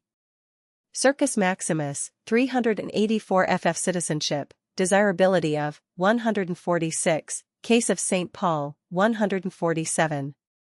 Claudius Etruscus, powerful freedman, 142. Clientage, old type, 147 to 148, new type, 148. Clients, morning salutation by, 148 to 149, doles given, 150, attend their patron, 151, undergo insults, 151, 152. Clothing, see garments. Cohorts, city, cohorts urbani, 313. Collegia, 249 ff color, used upon sculpture, 259. Column of Trajan, 278 to 280. Concrete, great use of, 11. Congiaria, 244. Cookery, refinements in, 109, 110. Correspondence, 208. couches, general use of, 54. Country, around Rome, 5, view of, 5, 6. Country life, Roman love of, 453 to 454, see villas. Court, imperial, see emperor. Courts, law, 353 ff, see legal procedure. Crowds, typical, upon a Roman street, 21. Curia, 272. Curia Julia, arrangement of, 339. Cybele, worship of, 441. Daily Gazette, Acta Diurna, 282 ff, entries and gossip in, 284, 285. Decurions, provincial nobles, 152. Deified Augustus and later emperors, 439. Dining room, triclinium, 45, 46. Dinner, Cena, 111 ff, time 4, 111, standard number 4, 113, preparing 4, 114, arranging couches, 115, serving of, 116, courses at, 117, drinking bout after, 118, garlands and perfumes at, 119, very elaborate banquets, 120, simple home meals, 121. Dinner hunters, 112, at baths, 368. Discomforts of life in Rome, 33. Doles, public, of grain, 242, 243, distribution of, 244. Domus, mansions, 39 ff, often several owned by one magnate, 39, plan of early, 40, plan of developed, 40, 41, price of a hansom, 41, entrance to, 42, atrium of, 42, 43, decorations of, 43, peristylium, 44, triclinium, 45, 46, special rooms in, 47, garden behind, 47, slaves' quarters, 48, floors and windows of, 49, frescoes in, 50, statues in, 51, 52, 53, furniture in, 54 ff donativa, 245. Drinking bout, commissatio, 118. Eagle of Legion, 325. Eating houses, 235, 236. Education, selection of school, 192, extent of literacy, 193, instruction of girls, 193, for lower classes, 193, 194, low-grade schools, 194, cruelty in schools, 195, superior types of schools, 196, methods of teaching, 197, reading and writing, 198, arithmetic, 199, grammarians high schools, 199, passion for oratory, 200, rhetoric schools, 201, mock debates, 202, popularity of rhetorical studies, 203, philosophy, study of, 204. Egypt, worship of its gods, 442. Emperor, center of social life, 294, friends of Caesar, 295, audiences with, 296, ruin through disfavor of, 296, 297, favor most valuable, 298. Emperors, cult of the deified, 439 to 440. Emporium, 240. Encampments, military, 330. Entrance to house, 42. Epicureanism, popular, 407. Equites, second-class nobles, 153, qualifications and honors of, 154, 155, review of, 156. Escorts of rich nobles, 25. Factions, in circus, 383. Fame, passion for, in letters, 214, 215, in poetry, 216. Familia of slaves, 129, 130, organization of, 131. Festivals, great number of, 374, passion for spectacles, 375, see Games, Public. Fisciales, 422. Fire Department, 304 ff. Fish, Great Demand 4, 106. Flamens, 420. Flavian Amphitheater, 394 to 397. Floors of houses, 49. Flowers, varieties supplied from Villa Gardens, 458. Flute blowers, Guild of, 251. Fora, Centers of Roman Life, 254, Series of, 256, Crowds in, 256, 257, Centers for New, 257, Grandiose Architecture in, 258, Use of Color on Sculptures, 259, Entrance upon the Series, 260, Temple of Venus and Rome, 261, 262, Colossal Statue of Nero, 262, Arch of Titus, 262, Temple of Vesta, 265, Temple of the Divine Julius, 265, Old Forum, 265 ff, of the Emperors, 275 ff. Foreign cults, numerous in Rome, 437, Why popular, 438, Cult of Cybele or Great Mother, 441, Isis worship, 442.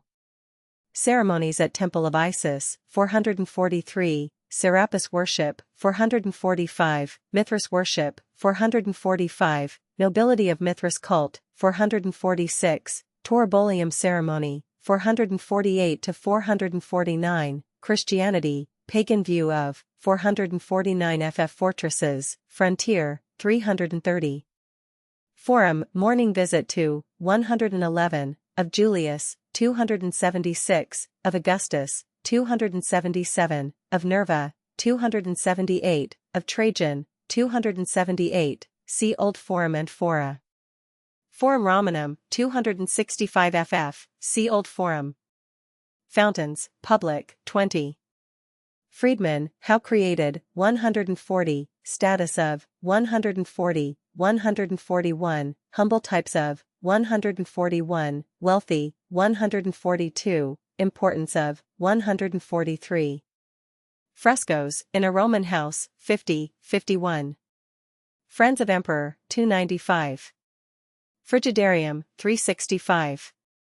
Fruits, 104, 105. Fullers, 89.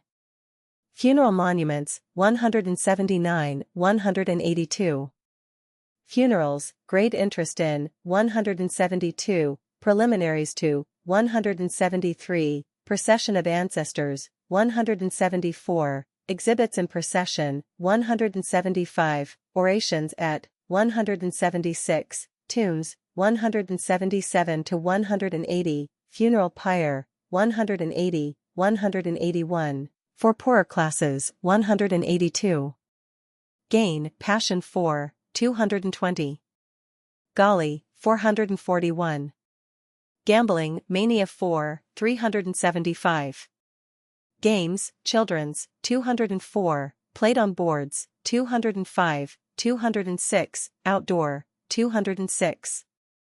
Games, Public, Passion 4, 375, Mania for Gambling at, 375, Vast Scale of, 375 to 376, Great Expense of, 376, Popularity of, 377, Seating at, 378, See Theater, Circus, and Amphitheater. Gardens, Public, around Rome, 372. Garlands, at dinners, 119. Garments, types of, 80 ff, toga, 81, tunica, 84, capes, cloaks, and gala garments, 85, women's stola and palla, 86, 87, materials of, 88, use of silk, 89, changing styles of, 89. Gladiators, notice of display of, 29, popularity of, 392, see gladiator contests. Gladiator contests, enormously popular, 389, at funerals, 390. Gladiator schools, 390, inmates usually criminals, 391, severe training in, 392, typical arrangement of, 393, Flavian Amphitheater, 394 to 395, its interior arrangements, 395 to 396, procession before contests, 397, criminals thrown to beasts, 398, fights with wild beasts, 399, interval in sports, 400, distribution of lottery tickets at, 400, beginning of regular, 401, chariot warfare, 402, cavalry combats, 403, signals for ruthlessness and signals for mercy, 403, netters and Thracians, 404 to 405. Reward of victors, 405 to 406. Glass, used in windows, 49. Gluttony, 100 to 102. Golden milestone, 269, 270. Gourmandizing, delight in, 100. Government of Rome, 299 ff, city prefect, 300, curators and commissioners, 301, water supply of, 301 to 302, great aqueducts, 303, police and fire department, 304 to 305. Grain, trade in, 242, doles of, 243, distribution of, 244. Grammarian schools, 199. Great Mother, 441. Greek language, constantly used in Rome, 22, 23. Guests at dinner, proper number 9, 113, arrangement on couches, 115. Guilds, 249, very ancient ones, 250, importance of, 251, festivals of, 252. Hadrian, prosperity of his reign, 1, 468, tomb of, 370, his return to Italy, 469, his procession entering Rome, 470, house saluted, 472, presides over fates, 472 to 473. Hairdressing, women's, 93, ornaments on hair, 93. Heating of houses, 49. Hills, 7, of Rome, 9. Hospitals, almost non-existent, 168. Hotels, see inns. House fronts, on typical Roman streets, 18. Houses, see insulae and domus. Idlers, vast number of, 27. Imagines, death masks, 54. Impeachment trial, before Senate, 343 ff. Industry, quarters 4, 238, conditions of labor in, 238, 239, organization in guilds, 249 ff. Inns, usually sorted, 231, type of, 232, reckonings at, 233, frequenters of, 234, eating houses, 235 ff. Insulae, tenement houses, 34 ff., typical insula, 35, flats in, 36, cheap attics in, 37, dangers of, 37, 38. Isis, cult of, 442 ff. Janus, 413. Gentaculum, breakfast, 110. Jesus, legal status of, 144. Jewels, 96 ff. Jews in Rome, 145. Kissing, habit of, in public, 27. Kitchens, 109. Lacerna, 85. Lacus, Curtius, 274. Lares and Penates, 414. Latrunculi, game, 205. Lawyers, see advocates. Legacies, 170, hunting 4, 171, public bequests, 172. Legal procedure, highly scientific, 353, great tribunals 4, 354, forms of verdicts, 355, importance of advocates, 355, cheap pettifoggers, 356, character and slave witnesses, 357, use of written evidence, 357 to 358.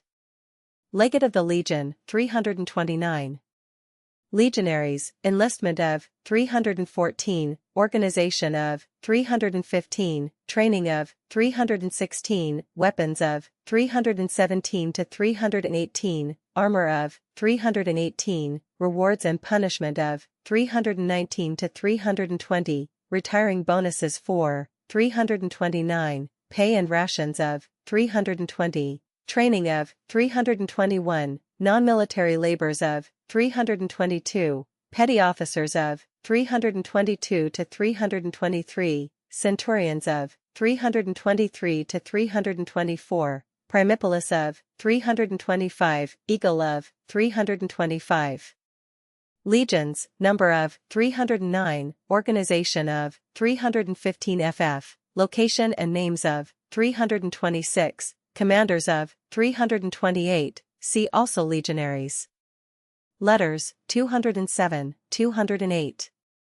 Libraries, size of 217, private, 218, public, 219, of Trajan, 280.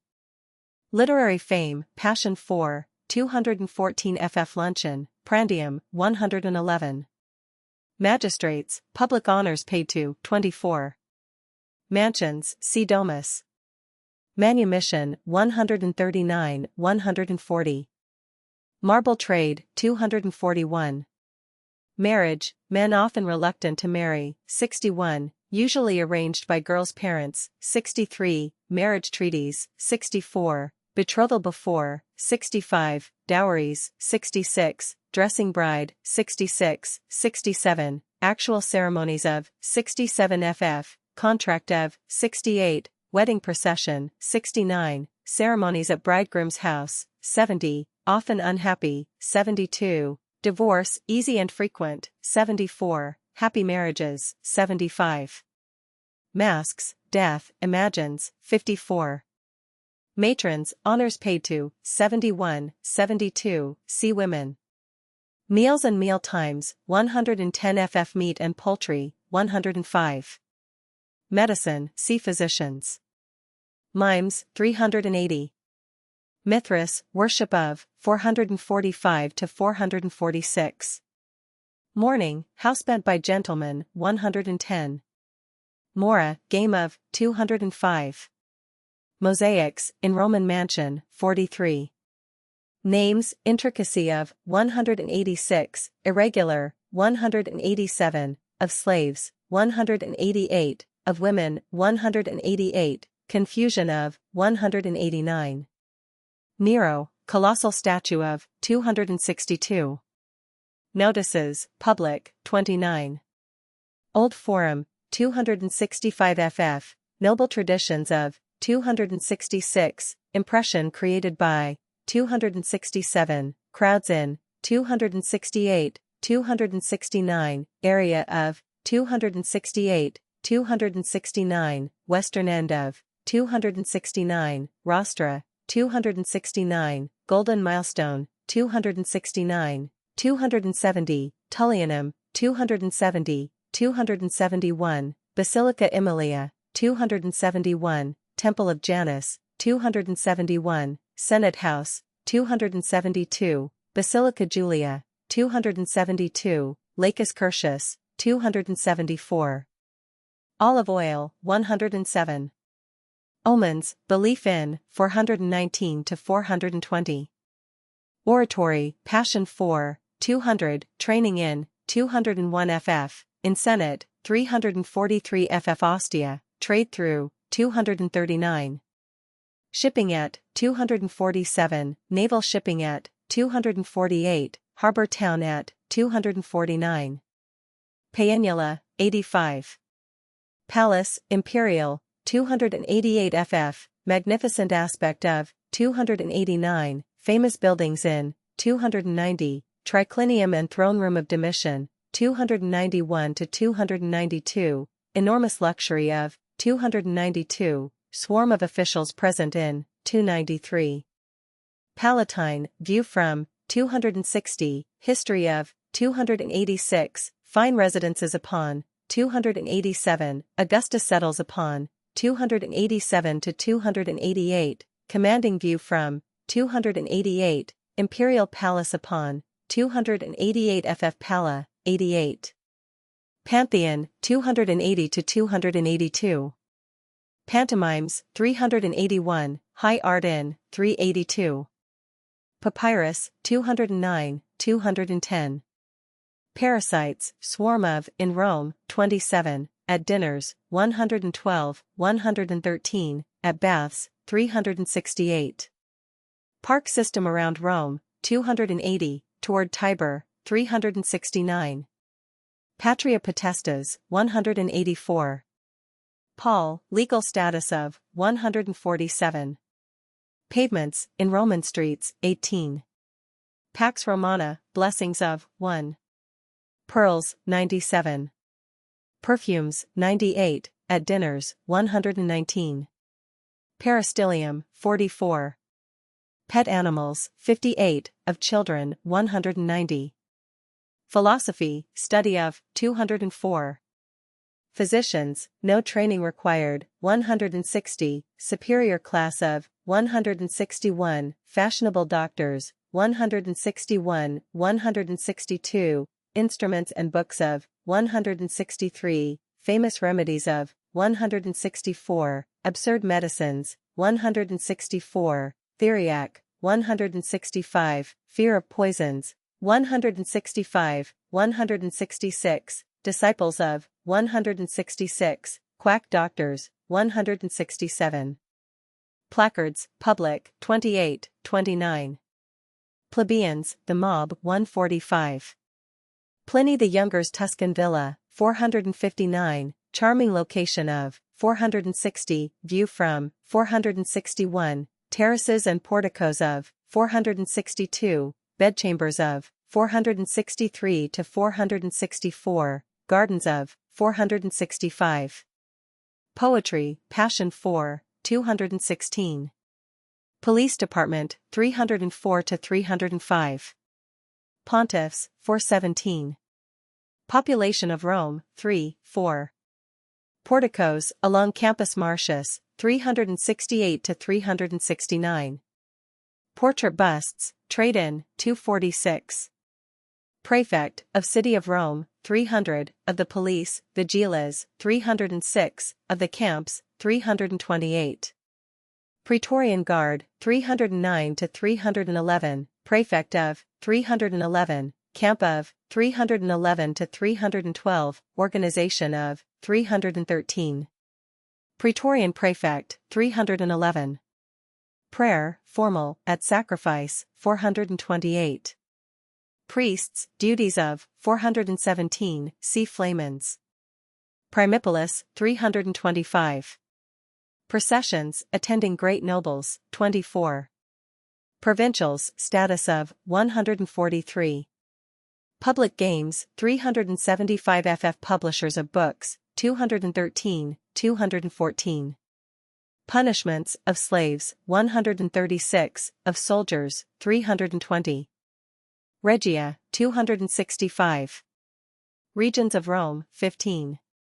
Religion, signs of, everywhere, 407, upper classes skeptical, 407 to 408, Stoicism popular, 408, revival of, under empire, 409, many foreign cults, 410, plebeians very superstitious, 411, based on old Italian agriculture, 412, native Italian gods, 413, Lares and Penates, 414, personified virtues as gods, 415, legalistic character of, 416, priests not sacrosanct, 417, pontifices, 417 to 418, augurs, 418, flamens, 420, salii, 421, Feciales, 422, Arval Brethren, 423, Rustic, 424, Soothsayers and Astrologers, 424 to 425, Sacrifices, Private, 425, Ceremony at Temple,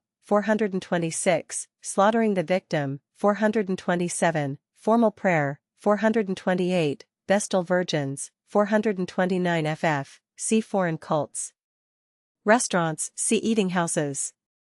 Rhetoricians, 201, schools of, 202 ff rings, 96. Robbers, game of, 205. Roman Empire very prosperous under Hadrian, 1. Rome, beautified by Augustus and later emperors, 3, reaches architectural perfection about 135 AD, 3, population of, 3, 4, crowded condition of, 4, country around, 5, view from Campus Martius, 7, 7 hills of, 9, regions and social quarters of, 15, typical street in, 16, discomforts of life in, 33, vast alien population in, 122, divisions of society in, 123 ff, great Jewish colony in, 145, plebeians in, 145, 146, life in, extravagant and expensive, 221, a city of investors and buyers of luxuries, 222, great shopping quarters in, 223, industrial quarters in, 210 ff, city government of, 299 ff rostra, 269. Sacrifices, private description of, 425 ff salii, 421. Salutations, form of, in public, 26. Sandals, 95. Saturnalia, 437. Schools, see educators. Scribblings, upon every wall, 30, 31. Sculptures, trade in, 246, often colored, 259. Seat of honor, at festivals, 378. Secretaries, 209. Senate, outward glory of, 334, actual weakness of, 335, actual authority of, 336, organization and procedure of, 337 to 338, curia, Senate House, 4, 338, arrangement of seats, 339, precedence in, 339 to 340, opening of session, 340, auspices in, 340 to 341, routine business in, 341, taking of vote, 342, impeachment before, 342 to 343, use of water clocks, 344, oratory in, 344, advocates before, 345, shouts and invectives during debates, 347, taking the opinion of, 348 ff, speeches from floor of, 349. Uproar in, 350, formal division in, 351, decree of banishment, 352, end of session, 352. Senate House, 272. Senatorial Order, 156, includes relatives of senators, 158. Senators, social glories of, 157, form a high aristocracy, 158, insignia and titles of, 158, great importance of, 159. Serapis, worship of, 445. Seven Hills of Rome, 9. Shipping, merchant, 247, 248, naval, 248. Shoes, 95. Shop fronts, 18. Shops, vast number of, 18, shopping districts in Rome, 223, 224, arrangement of shops, 224, of barbers, 225, superior retail stores, 226. Shrines, upon streets, 20. Siege warfare, 331. Siesta, custom of, 112. Silk, use of, 89. Slaves, notice to, 42, vast numbers of, 124, power of master over, 125, city slaves and country slaves, 125 to 126, purchase of, 126, 127, auction of, 128, sale of superior, 129, size of household of, 129, 130, workmen as, 130, duties of, 131, organization of, 131, discipline of, 132, frequently idle, 133, degradation of slave system, 133, evil results on masters, 134, punishment of, 135, branding of, 136, pursuit of runaways, 137, torture of, 138, manumission of, 139. Society, divisions of, 123, 124. Soldiers, see legionaries. Soothsayers, 424. Statues, vast multiplication of, 51, portrait busts, 52, 53. Status, in Roman society, 123. Stoicism, popularity of, 408. Stola, 87. Streets, typical in Rome, 16, very narrow, 17, paving of, 17, 18, shops upon, 18, shrines and fountains upon, 20, 21, crowds in, 21, noise and turmoil of, 23, dark and dangerous at night, 32, extremely noisy towards dawn, 33. Suicide, not condemned, 168. Tables, 56, costly, of citrus wood, 57. Tablets, writing, 207. Tactics, in battle, 330. Toribolium, 447. Taverns, see inns. Temple, of the divine Julius, 265, of Janus, 271, of Mars altar, 277, of Peace, 276, of Venus and Rome, 261, 262, of Vesta, 265. Tenement blocks, Insuli, 34 ff Tepidarium, 365. Theater, not extremely popular, 378, Stage Inn, 379, Spectacles Inn, 380, Mimes, 380, Pantomimes, 381, High Art and Ladder, 382. Theaters upon Campus Martius, 369. Thermopolia, 236. Tiber, and Valley of, 6, barges upon, 240, trip down to Ostia, 247, shipping upon, 248. Time, measured by water clocks, 344. Titus, Arch of, 262. Toga, 81 to 84. Toilets, very elaborate, 94.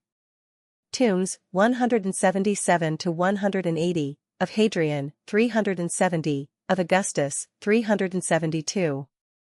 Toys, 190. Trade, through Ostia and Campania, 239, Emporium and Wharves, 240, upon Tiber, 240, 241, in marble and grain, 241, 242, in sculptures and portrait statues, 246. Trajan, Forum and Column of, 278 to 280, Baths of, 361 ff Travel, modes of, 454 to 456. Travelers' escorts, 25, 26. Triclinium, dining room, 45, 46. Trigon, ball game, 206. Triumph, ceremonies of A, 470. Tullianum, 270, 271. Tunica, 84. Turia, story of, 78.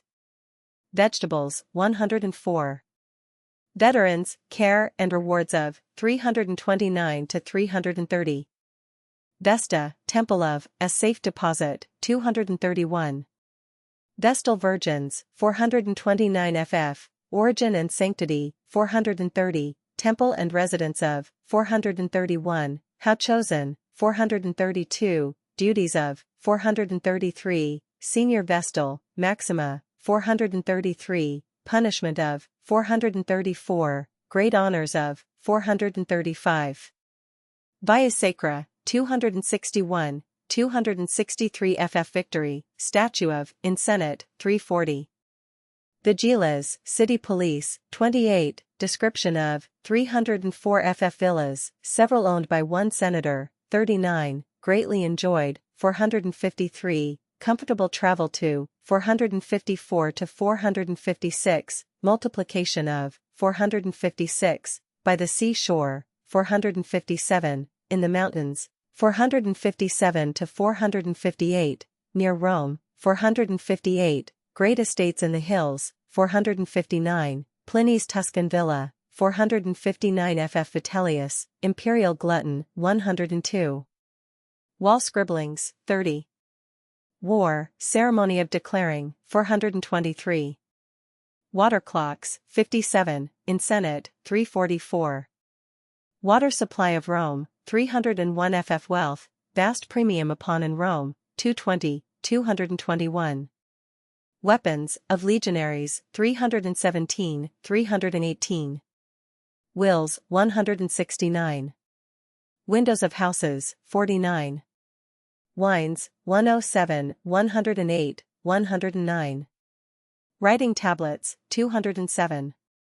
Women, honorable status of, 60, rights and privileges when married, 61, 71, 72, have control of property, 62, selection of husbands for girls, 63, marriage treaties, 64, betrothal ceremonies, 65, dowries of, 66, marriage of, 66 ff, frivolous type of, 72, 73, nobler types of, 75. Famous and devoted wives, 76, 77, case of Turia, 78, 79.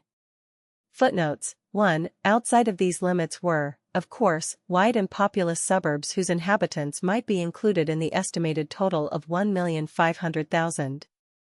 2. At present, of course, largely a treeless waste, very sparsely populated and afflicted with malaria.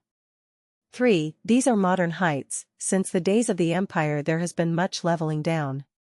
All the hills were then somewhat higher.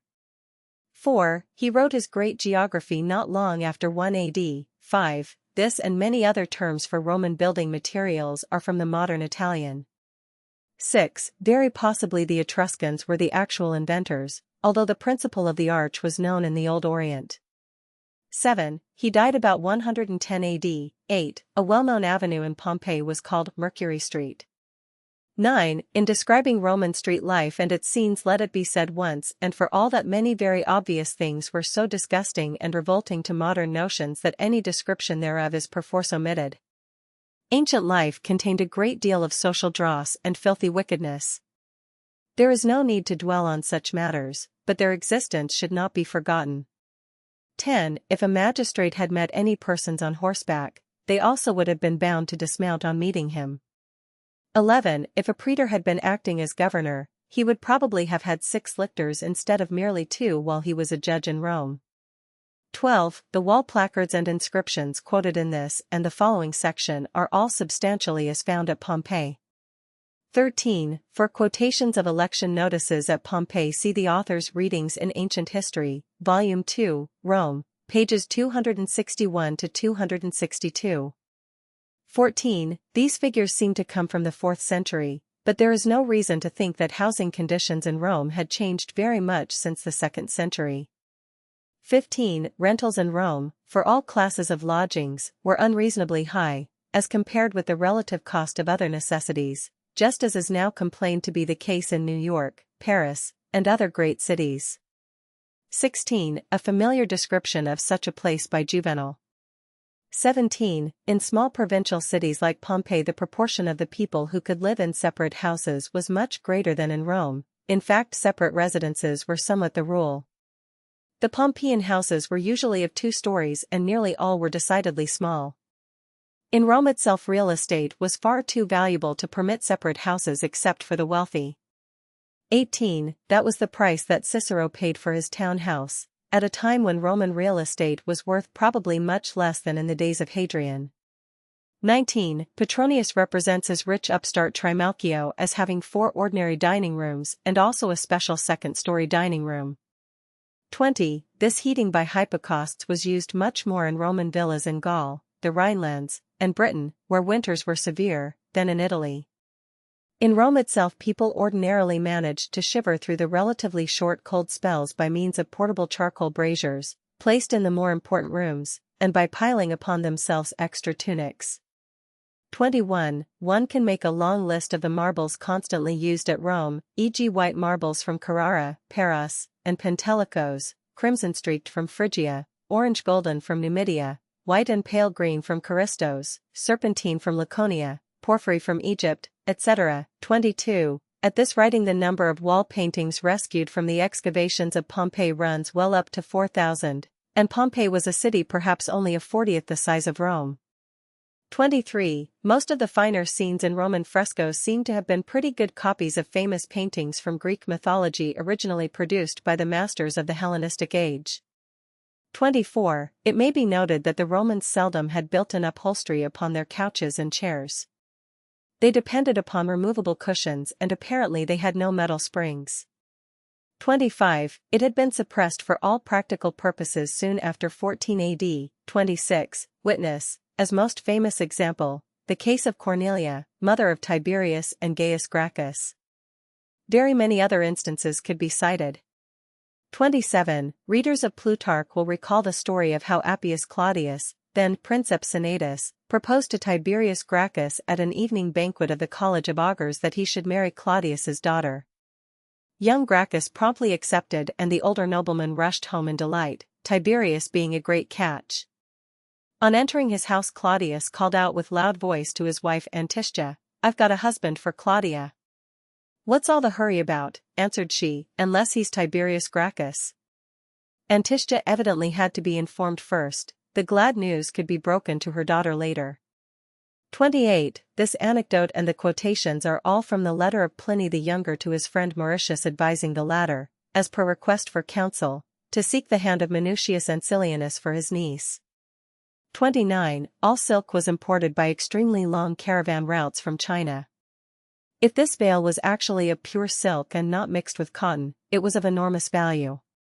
30. Possibly meaning hurrah for Thalasus, the marriage god, but the exact significance of this time-honored shout had probably been long since lost. 31. Both of these instances are from Pliny the Younger.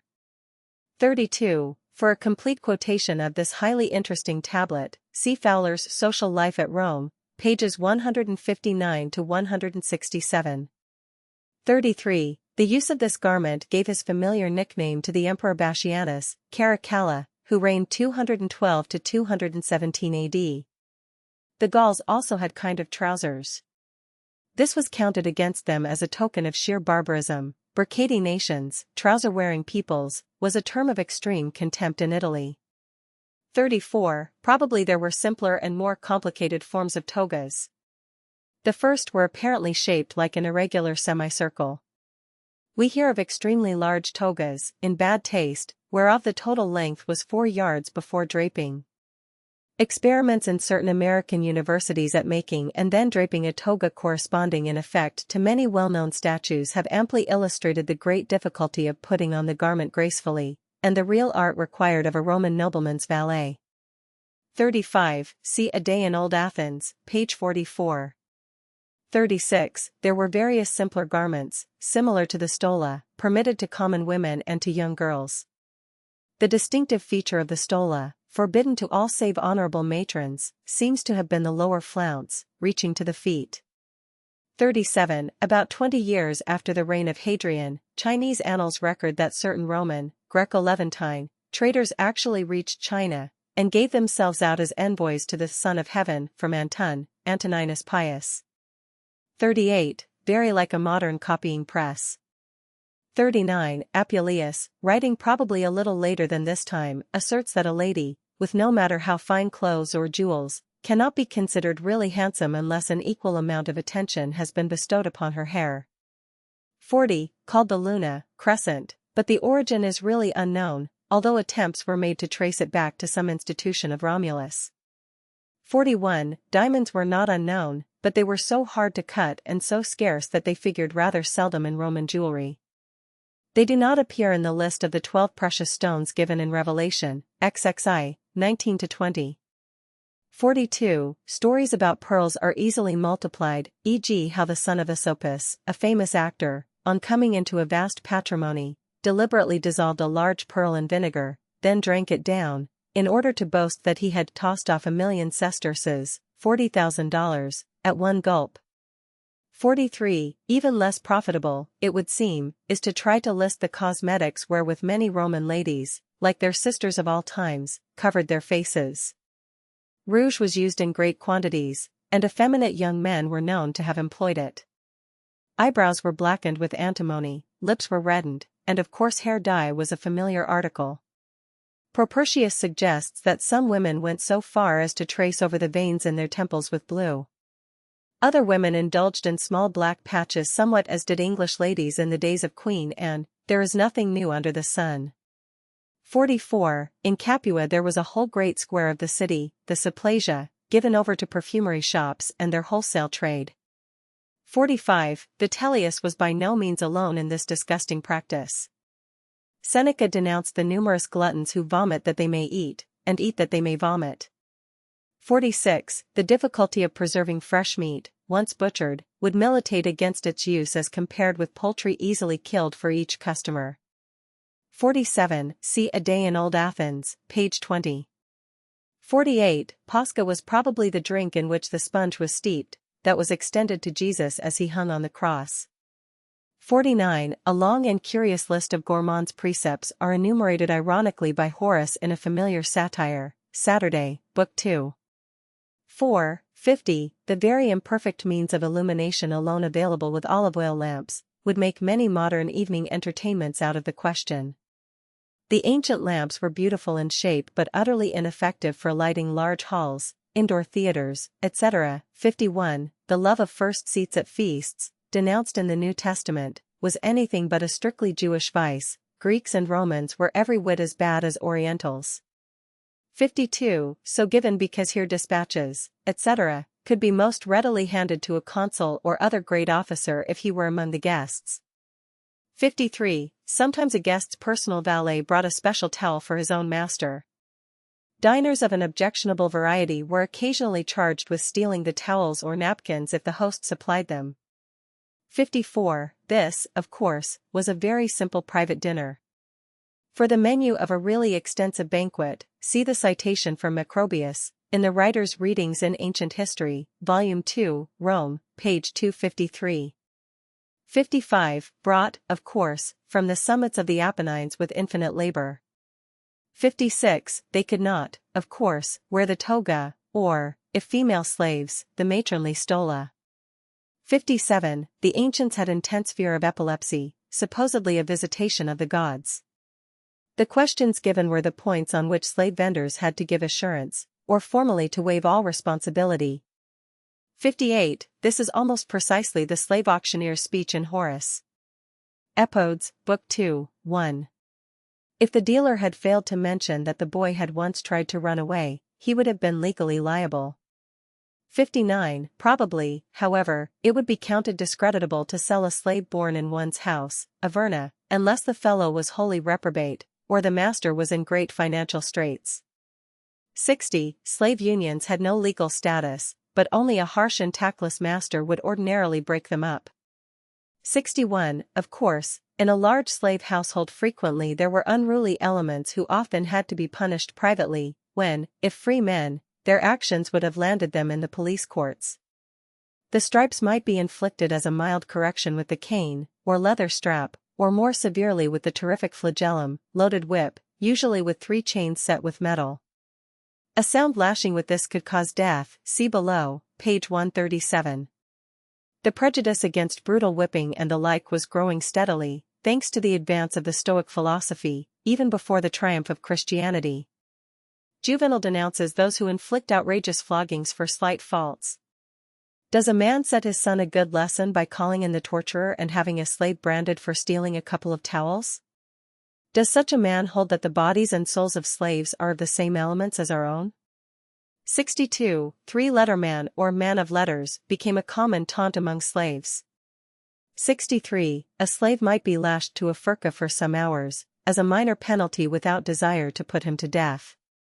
64. An actual proclamation from Petronius. 65. There would be just enough of Negroes in Rome for them to cease to be great curiosities.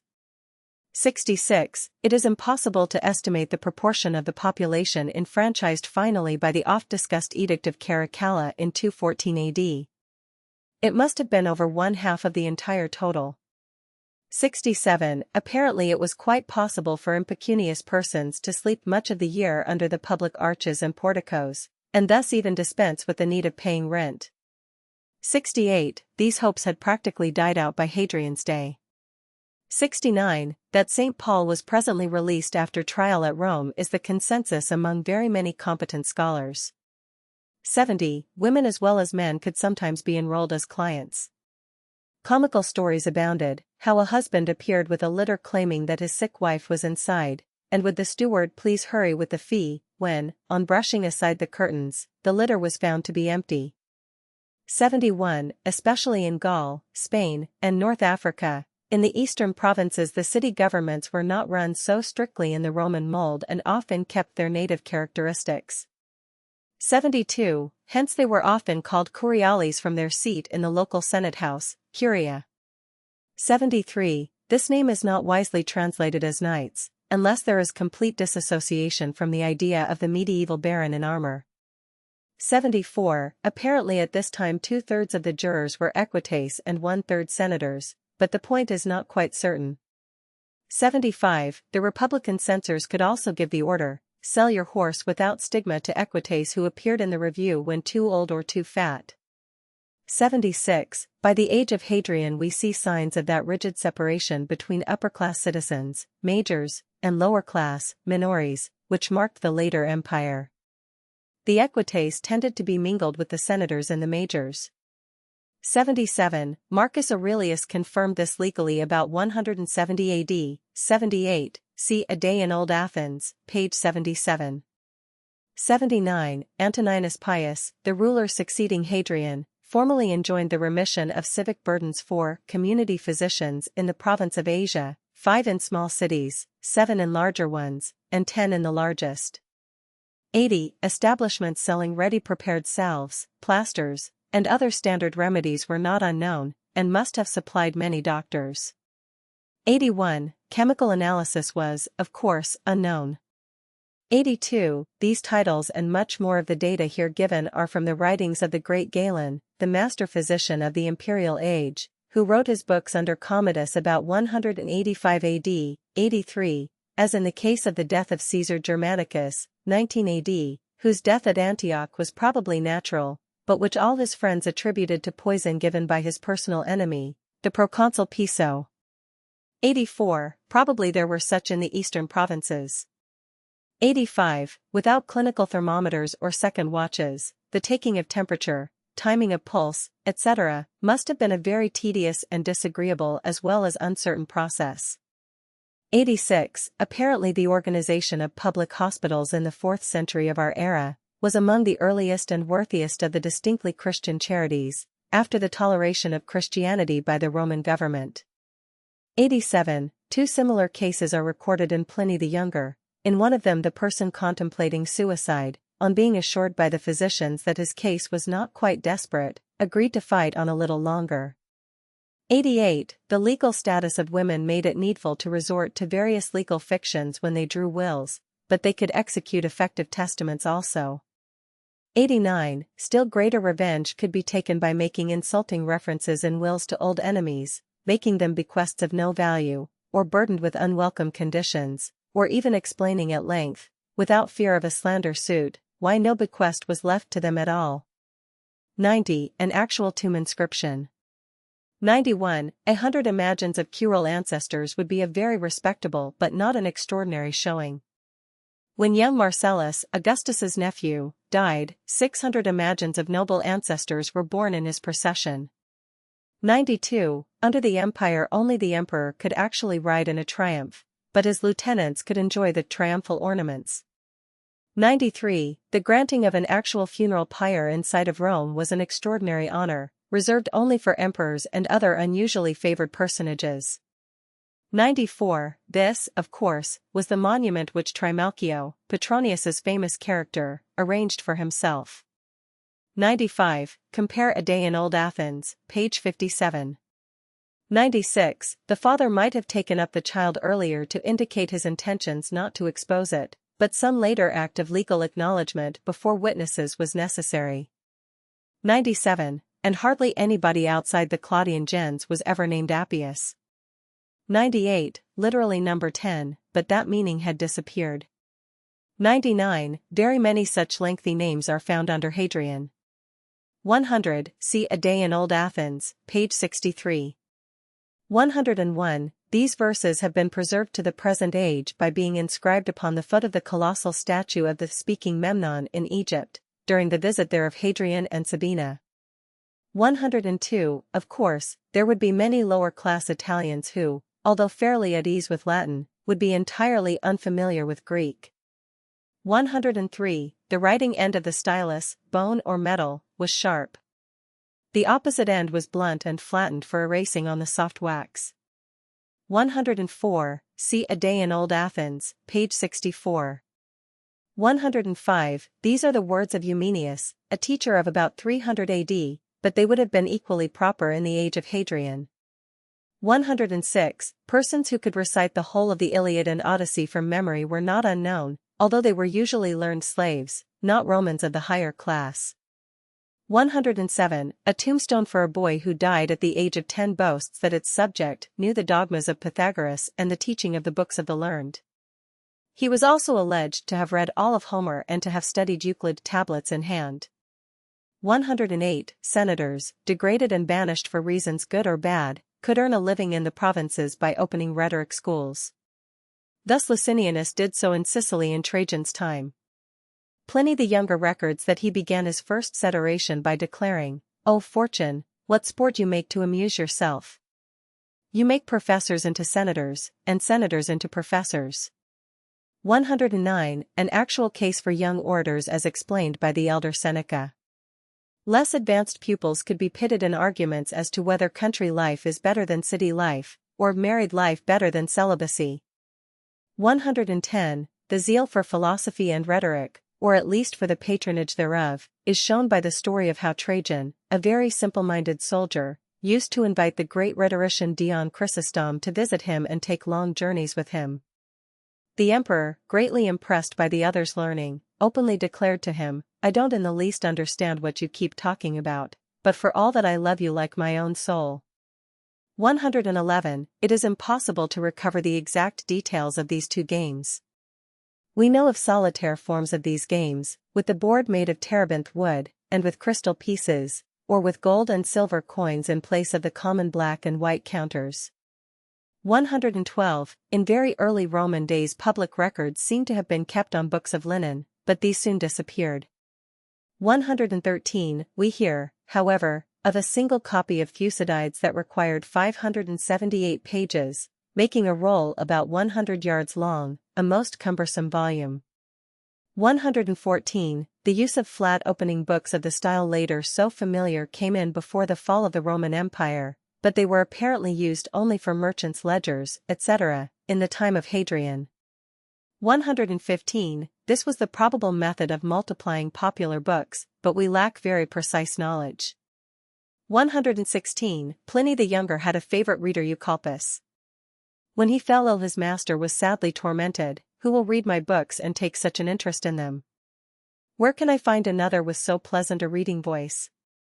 117, Hadrian's famous and pathetic poem, To His Own Soul, was not, of course, composed until he lay on his deathbed, 138 AD. 118, these men were well-known poets according again to Pliny the Younger. The world undoubtedly gained when their verses perished.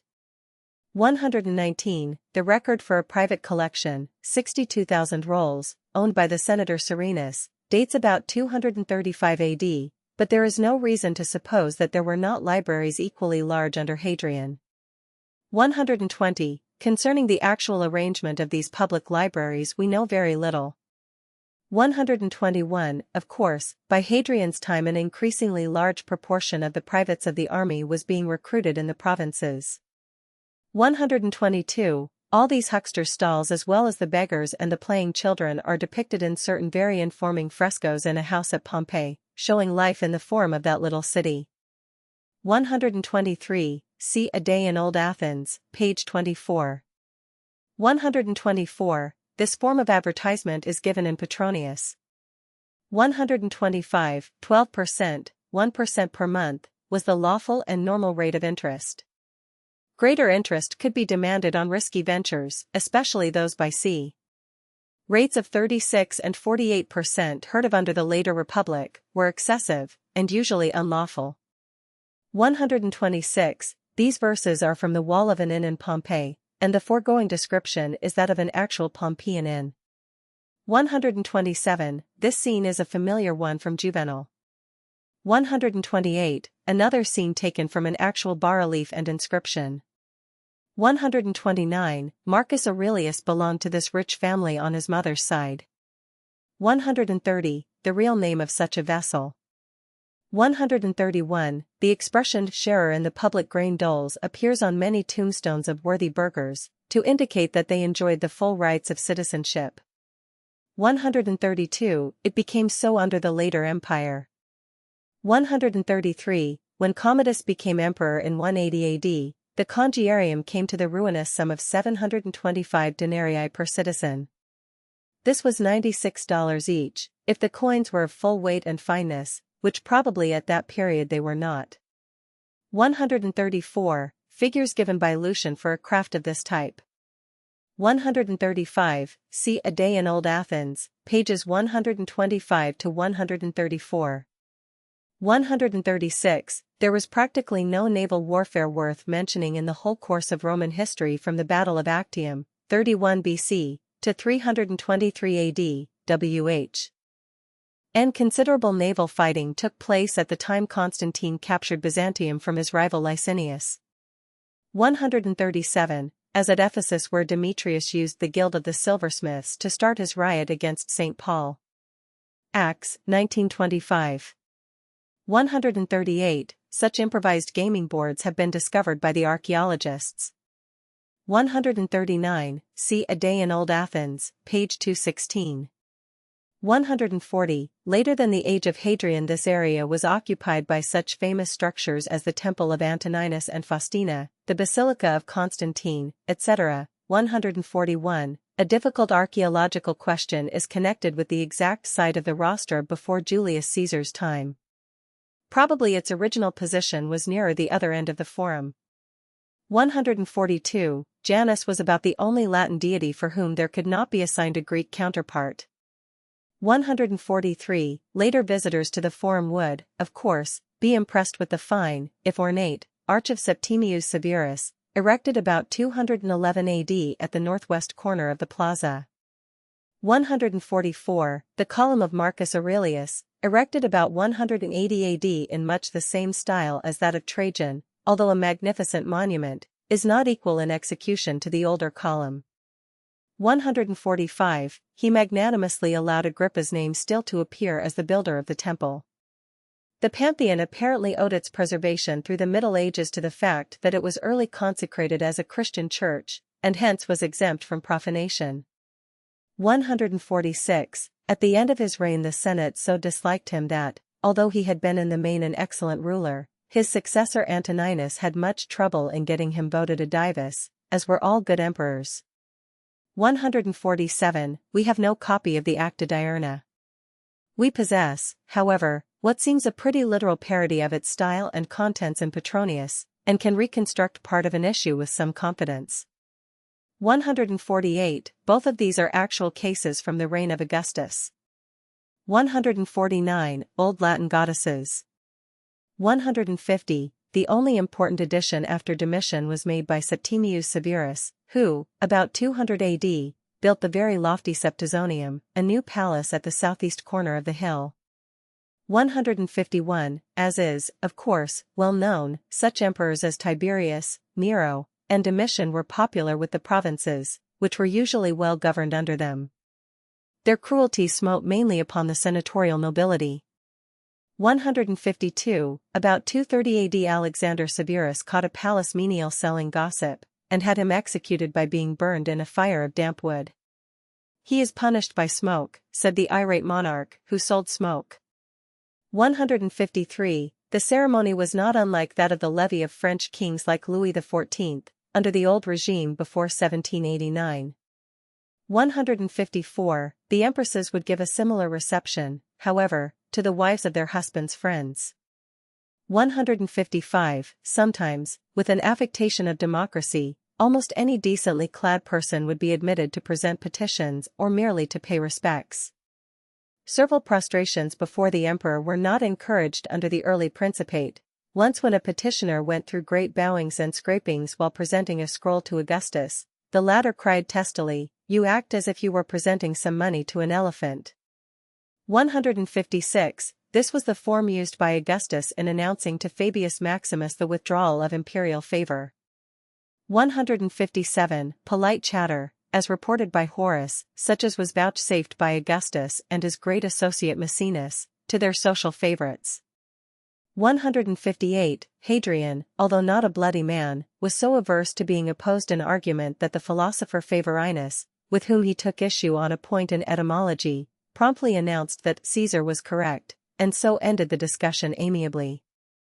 "But you were really correct," protested Favorinus's friends afterward. "Ah," replied he with a laugh, "the master of 30 legions must be allowed to know better." 159. These old republican officers, now 6 in number, retained a certain control of the public markets, baths, taverns, etc. 160, as discovered by modern archaeologists.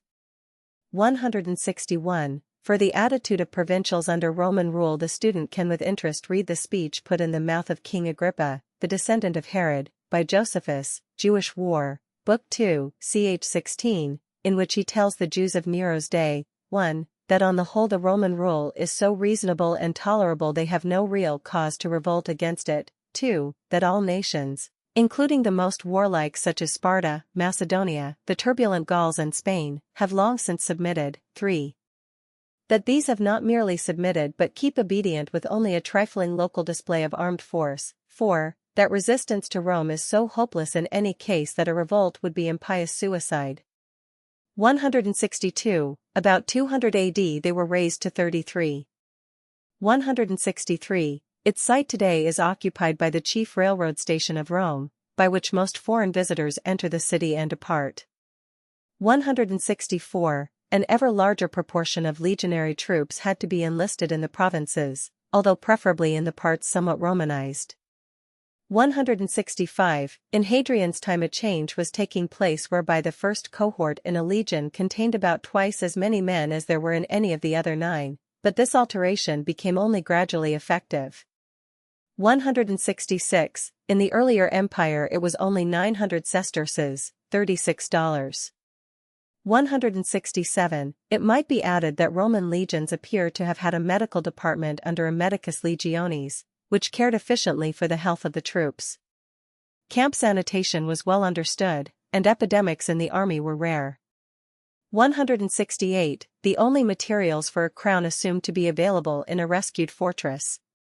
169. The distribution of the legions varied somewhat from one period to another according to the probable dangers on the exposed frontiers, but the largest armies were always stationed along the Rhine, the Danube, and the Euphrates. In Hadrian's time apparently the main forces lay thus: Britain, 3 legions. Germany, Rhinelands, 4 legions. Danubian lands and Dacia, 10 legions. Syria and Palestine, 5 legions. Cappadocia, 2 legions. In all the other provinces requiring legionary troops at all, e.g. Egypt, Spain, Numidia, etc., only 1 legion. Apparently in the second Christian century the greatest danger point seemed near the Danube, and the second greatest along the Euphrates, with the Rhinelands relatively more secure than earlier, when more legions had been stationed near them. 170. Some legions were named for their organizers, Augustus, Claudius, etc., some for real or alleged martial qualities, Ferrata, Fulminata, Victrix, and the like. 1. The Alauda, from the lark's wings worn on the helmets, several which were made by dividing existing legions were known as Gemina, and some from their place of original recruiting, Gallica, Italica, etc. 171. The centurion to whom St. Paul's custody was entrusted, Acts XXVII, 1, was of the Augustan band, i.e. one of the somewhat numerous cohorts named for Augustus, the special number not being given.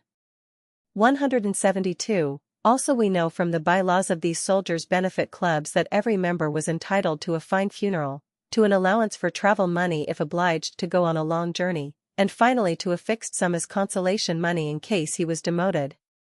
173. The process of demilitarizing the population went so far that Trajan even discouraged the organization of regular bands of firemen in cities of Bithynia lest they become the prey of factions, i.e. somehow start a movement against the government.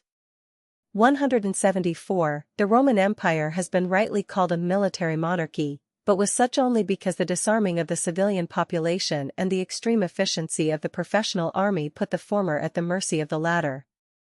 The imperial army and navy hardly exceeded 350,000 men, and may have been as small as 300,000. At the time this book was written, the United States, with a population not greatly exceeding that of the Roman Empire, had a total of some 250,000 men in its standing forces, army, navy, and marine corps, not counting any organized militia.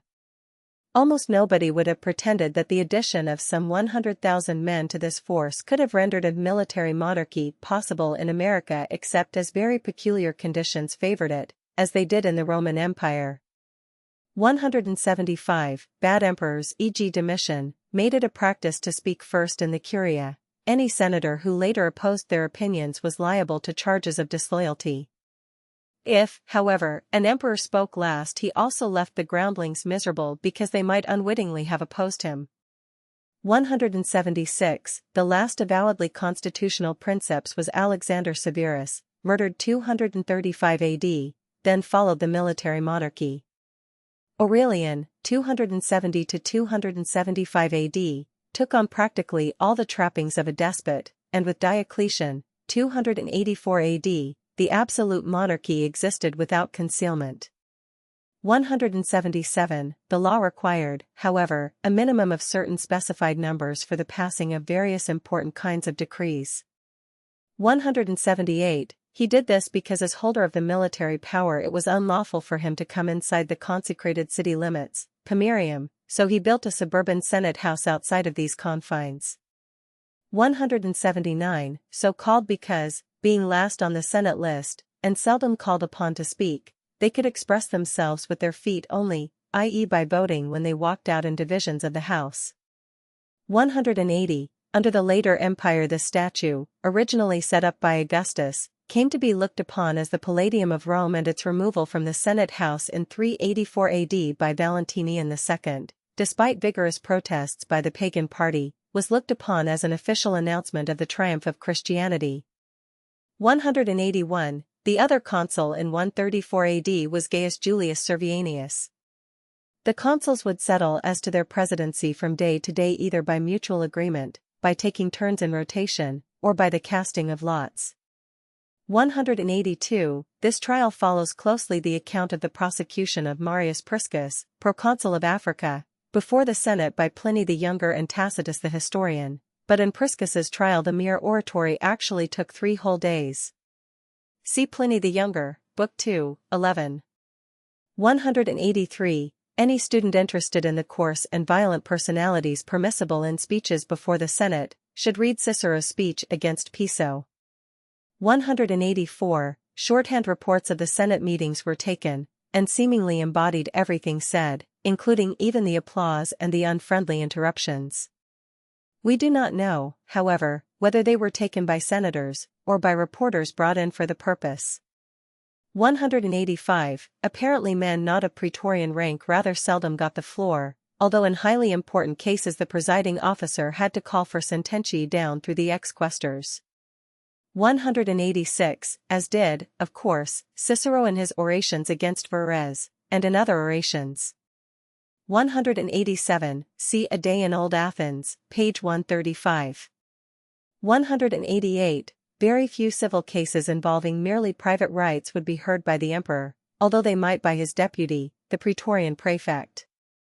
Claudius sometimes seems to have sat on the tribunal, out of a pedantic sense of duty, but often falling asleep until the advocates bawled "O Caesar," loudly enough to wake him. 189, eloquence was looked upon as indispensable for everybody expecting any kind of a public career. Even in the army there was much speech-making prior to a pitched battle. Tacitus speaks of how an army was so utterly surprised that its general could neither harangue his men nor draw them up in battle array, two operations apparently equally necessary. Tacitus, History, 4:33. 190. Litigants were required by law to take oath that before the trial they had not promised any sum to their advocates or entered into any bargain with them. After the trial they were allowed to offer their lawyers not over 10,000 sesterces if they wished. 191. See A Day in Old Athens, page 138.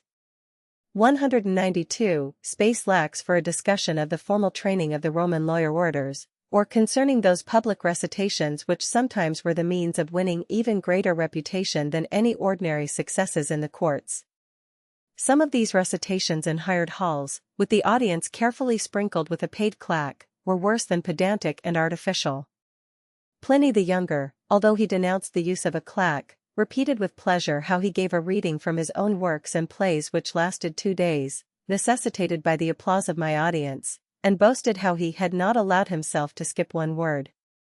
193. The Roman week, non Denis, had 8 days, 7 working days, then a market day. The Jewish week of 7 days, Hebdomas, became known to the Romans by the time of Pompeius Magnus, but it was not generally adopted until Christianity became the state religion. 194. Undoubtedly along with this incessant bathing there often went the presence of much squalor, dirt, obnoxious insects, etc. which seem inescapable in Mediterranean countries. Probably many persons injured their health by excessive and debilitating bathing. 195. An actual inscription. From the small provincial towns we have other inscriptions, advertising bathhouses in city style, more urbico, and fitted with every convenience. 196. The great baths of Caracalla, built circa 215 AD, and those of Diocletian, circa 300 AD, were not in existence, of course, in the days of Hadrian. Their ruins are at present among the most imposing in Rome, and they were probably somewhat larger than the baths of Trajan, which are today nearly demolished, but their aspect and general arrangement were hardly different. 197. Houses near private baths were counted undesirable for residence or investment purposes on account of the noise, which, in private baths, often kept up late into the night. 198. The famous group of Laocoon and his sons, now in the Vatican, was found in the ruins of these baths of Titus and Trajan. 199. Petronius's Satyricon gives a vivid and informing picture of the amusements and horseplay in the Thermae.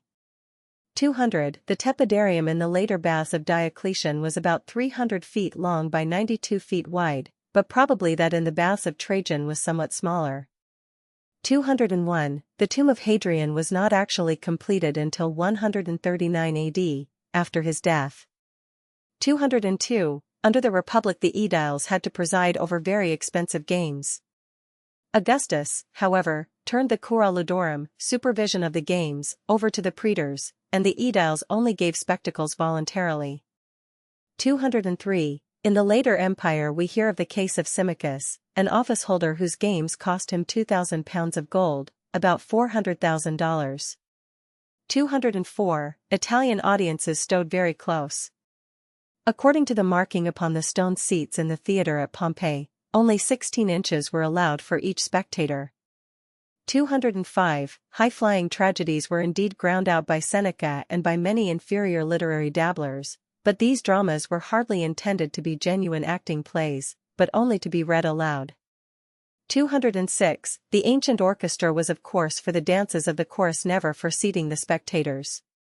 207. This figure seems decidedly too high, but the present ruinous state of the Circus Maximus makes it very difficult to determine the number more exactly. 208. As many as 10 cars could contend at once in the greatest games. 209. The description of the Roman-style chariot race in Lew Wallace's famous novel Ben-Hur is technically as well as rhetorically admirable and accurate. However, no high-rank Roman, such as Messala is represented to have been, would have driven a quadriga in the public circus. The drivers were nearly always low-born men of provincial if not of servile origin. 210. The Spanish bull fights at their very worst were a relatively harmless imitation. 211. The gladiatorial games were never introduced in Athens. Once when, in the local council, it was proposed to imitate Rome and build an amphitheater, a prominent philosopher quashed the whole project by moving first to abolish the altar of pity. 212. Actual epithets bestowed on gladiators in the Pompeian wall inscriptions. 213. Taken from the gladiator gossip at Trimalchio's dinner in Petronius's Satyricon. 214. As we know from paintings showing the surroundings of the amphitheater at Pompeii.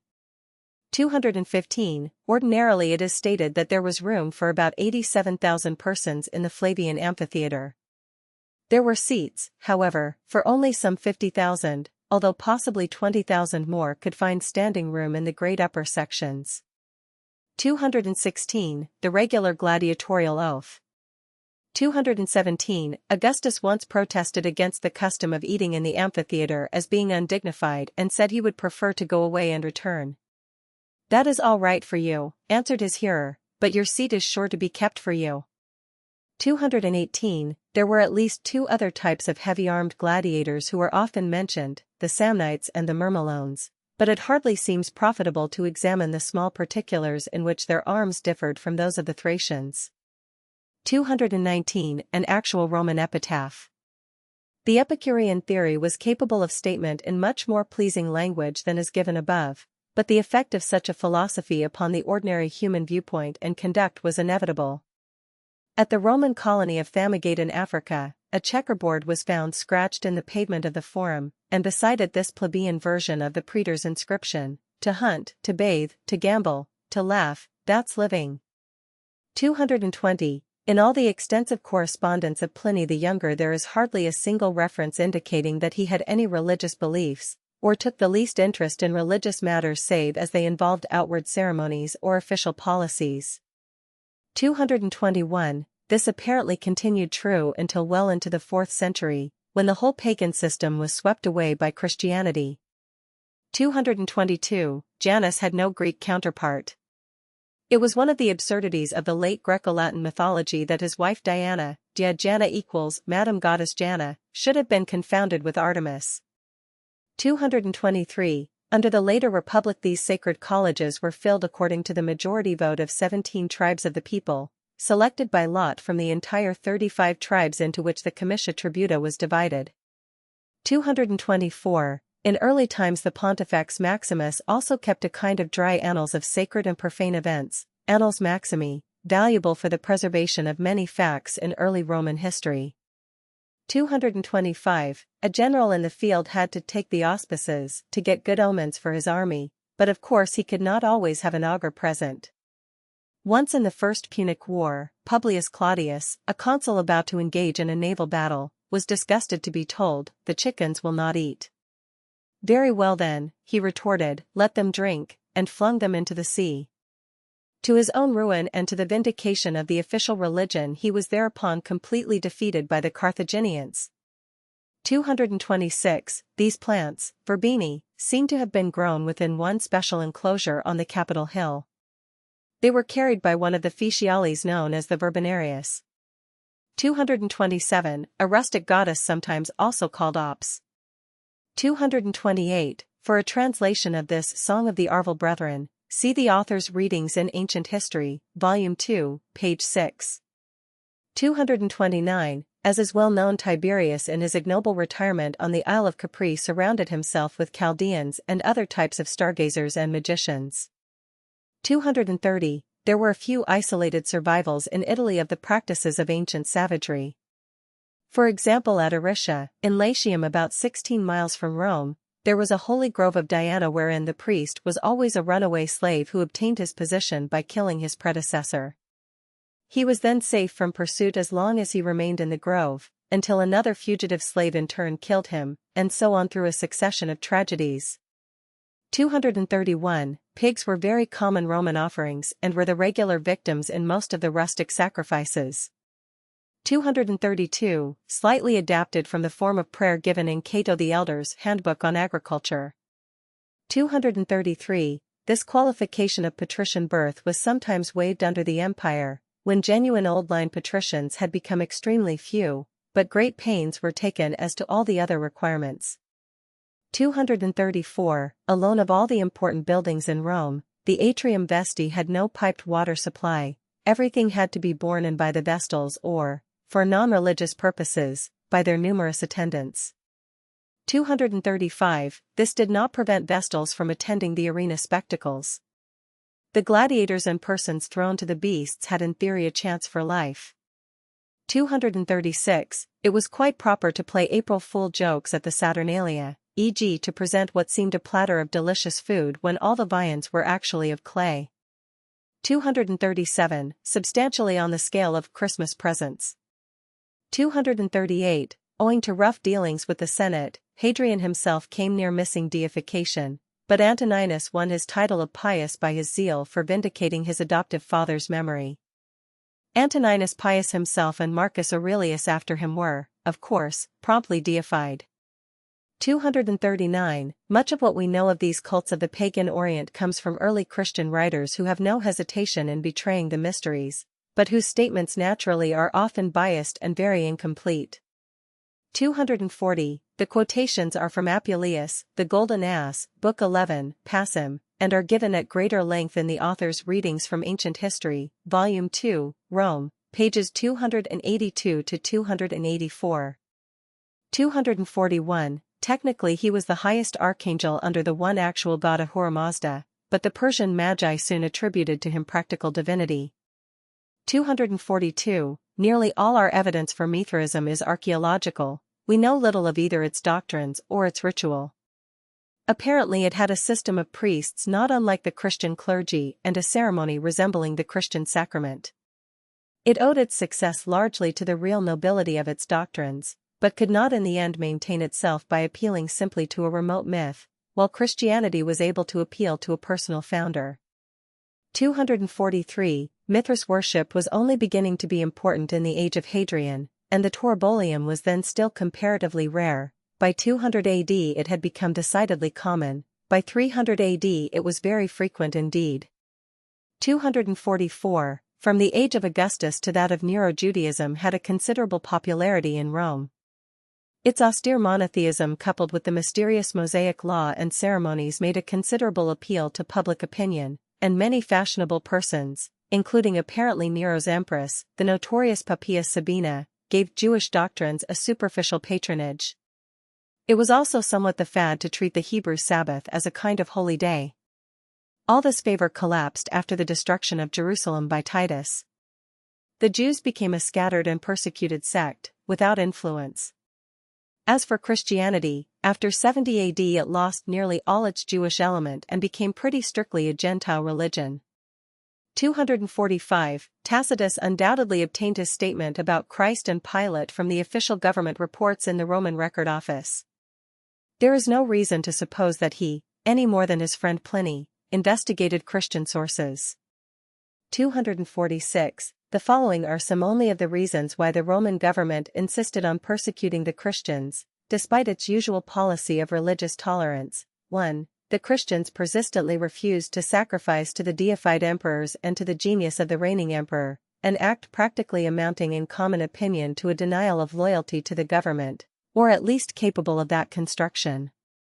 2. The Christians demanded the repudiation of the old gods, including, of course, the official gods of Rome. They were not content with simply worshipping Christus along with Jupiter, Apollo, etc., as were for example the devotees of Isis. 3. The Christians maintained a tight interior organization, separate socially from the pagans, under the control of its bishops, presbyters, and deacons, and so far as possible judging the disputes of its members. This seemed meddling with political matters, a ticklish business with any emperor. 4. The private meetings of the Christians, and the misconstructions laid upon their ceremonies, gave rise to the vilest possible stories. 5. The great proportion of slaves and of the lowest grade of plebeians in the early church seemed to justify the belief that here was a subversive, degraded, and illicit movement. 247. An actual wall picture. For the charges here given against Christian assemblies and for many gross details, see Minucius Felix, Octavius 8, 9, who quotes the stories in order to refute them. It seems needless in a book concerned strictly with pagan Rome, to discuss the actual tenets and liturgies of the early Christians. The only point to be understood here is the vile character of the charges brought against them by the ignorant heathen. 248. Probably the Roman carriages were more convenient than anything known later in Europe prior to 1800, and travel facilities in general were as good, the inns possibly averaging worse but the roads decidedly better, than at the dawn of the 19th century. 249. The following is an abridgment of Pliny the Younger's well-known description of his Tuscan villa.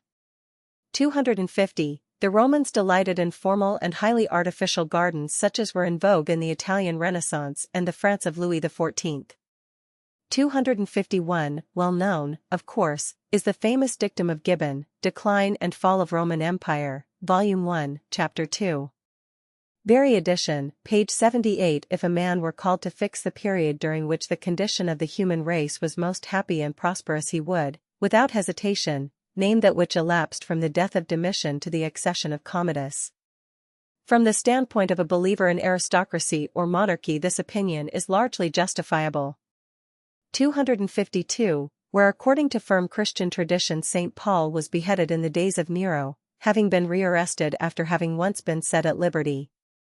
Transcriber's notes: 1. Obvious printers, punctuation and spelling errors have been corrected silently. 2. Where hyphenation is in doubt, it has been retained as in the original. 3. Some hyphenated and non-hyphenated versions of the same words have been retained as in the original. End of the Project Gutenberg ebook. A Day in Old Rome. Updated editions will replace the previous one, the old editions will be renamed. Creating the works from print editions not protected by U.S. copyright law means that no one owns a United States copyright in these works, so the Foundation, and you, can copy and distribute it in the United States without permission and without paying copyright royalties. Special rules, set forth in the general terms of use part of this license, apply to copying and distributing Project Gutenberg electronic works to protect the Project Gutenberg concept and trademark. Project Gutenberg is a registered trademark, and may not be used if you charge for an ebook, except by following the terms of the trademark license, including paying royalties for use of the Project Gutenberg trademark. If you do not charge anything for copies of this ebook, complying with the trademark license is very easy. You may use this ebook for nearly any purpose such as creation of derivative works, reports, performances and research. Project Gutenberg ebooks may be modified and printed and given away. You may do practically anything in the United States with ebooks not protected by U.S. copyright law. Redistribution is subject to the trademark license, especially commercial redistribution. Start. Full license. The full Project Gutenberg license. Please read this before you distribute or use this work to protect the Project Gutenberg mission of promoting the free distribution of electronic works, by using or distributing this work, or any other work associated in any way with the phrase Project Gutenberg. You agree to comply with all the terms of the full Project Gutenberg license available with this file or online at www.gutenberg.org/license. Section 1. General Terms of Use and Redistributing Project Gutenberg Electronic Works 1.a. By reading or using any part of this Project Gutenberg electronic work, you indicate that you have read, understand, agree to and accept all the terms of this license and intellectual property, trademark/copyright, agreement. If you do not agree to abide by all the terms of this agreement, you must cease using and return or destroy all copies of Project Gutenberg electronic works in your possession. If you paid a fee for obtaining a copy of or access to a Project Gutenberg electronic work and you do not agree to be bound by the terms of this agreement, you may obtain a refund from the person or entity to whom you paid the fee as set forth in paragraph 1.e.8. 1.b. Project Gutenberg is a registered trademark. It may only be used on or associated in any way with an electronic work by people who agree to be bound by the terms of this agreement. There are a few things that you can do with most Project Gutenberg electronic works even without complying with the full terms of this agreement. See paragraph 1.c below. There are a lot of things you can do with Project Gutenberg electronic works if you follow the terms of this agreement and help preserve free future access to Project Gutenberg electronic works. See paragraph 1.e below. 1.c. The Project Gutenberg Literary Archive Foundation, the Foundation or PGLAF, owns a compilation copyright in the collection of Project Gutenberg electronic works. Nearly all the individual works in the collection are in the public domain in the United States. If an individual work is unprotected by copyright law in the United States and you are located in the United States, we do not claim a right to prevent you from copying, distributing, performing, displaying, or creating derivative works based on the work as long as all references to Project Gutenberg are removed. Of course, we hope that you will support the Project Gutenberg mission of promoting free access to electronic works by freely sharing Project Gutenberg works in compliance with the terms of this agreement for keeping the Project Gutenberg name associated with the work. You can easily comply with the terms of this agreement by keeping this work in the same format with its attached full Project Gutenberg license when you share it without charge with others. 1.d. The copyright laws of the place where you are located also govern what you can do with this work. Copyright laws in most countries are in a constant state of change. If you are outside the United States, check the laws of your country in addition to the terms of this agreement before downloading, copying, displaying, performing, distributing or creating derivative works based on this work or any other Project Gutenberg work. The Foundation makes no representations concerning the copyright status of any work in any country other than the United States. 1.e. Unless you have removed all references to Project Gutenberg. 1.e.1.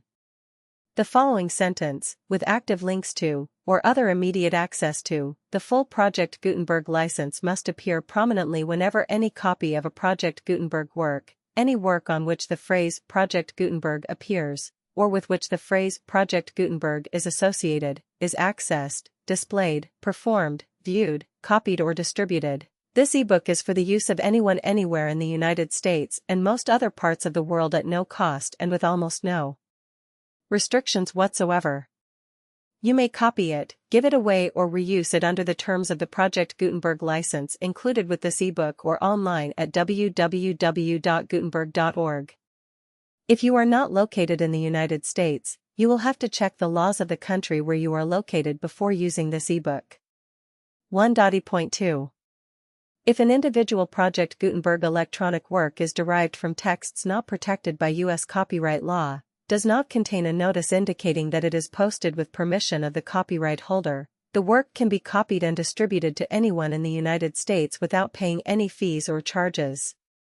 If you are redistributing or providing access to a work with the phrase Project Gutenberg associated with or appearing on the work, you must comply either with the requirements of paragraphs 1.e.1 through 1.e.7 or obtain permission for the use of the work and the Project Gutenberg trademark as set forth in paragraphs 1.e.8 or 1.e.9. 1.e.3. If an individual Project Gutenberg electronic work is posted with the permission of the copyright holder, your use and distribution must comply with both paragraphs 1.e.1 through 1.e.7 and any additional terms imposed by the copyright holder. Additional terms will be linked to the Project Gutenberg license for all works posted with the permission of the copyright holder found at the beginning of this work. 1.e.4.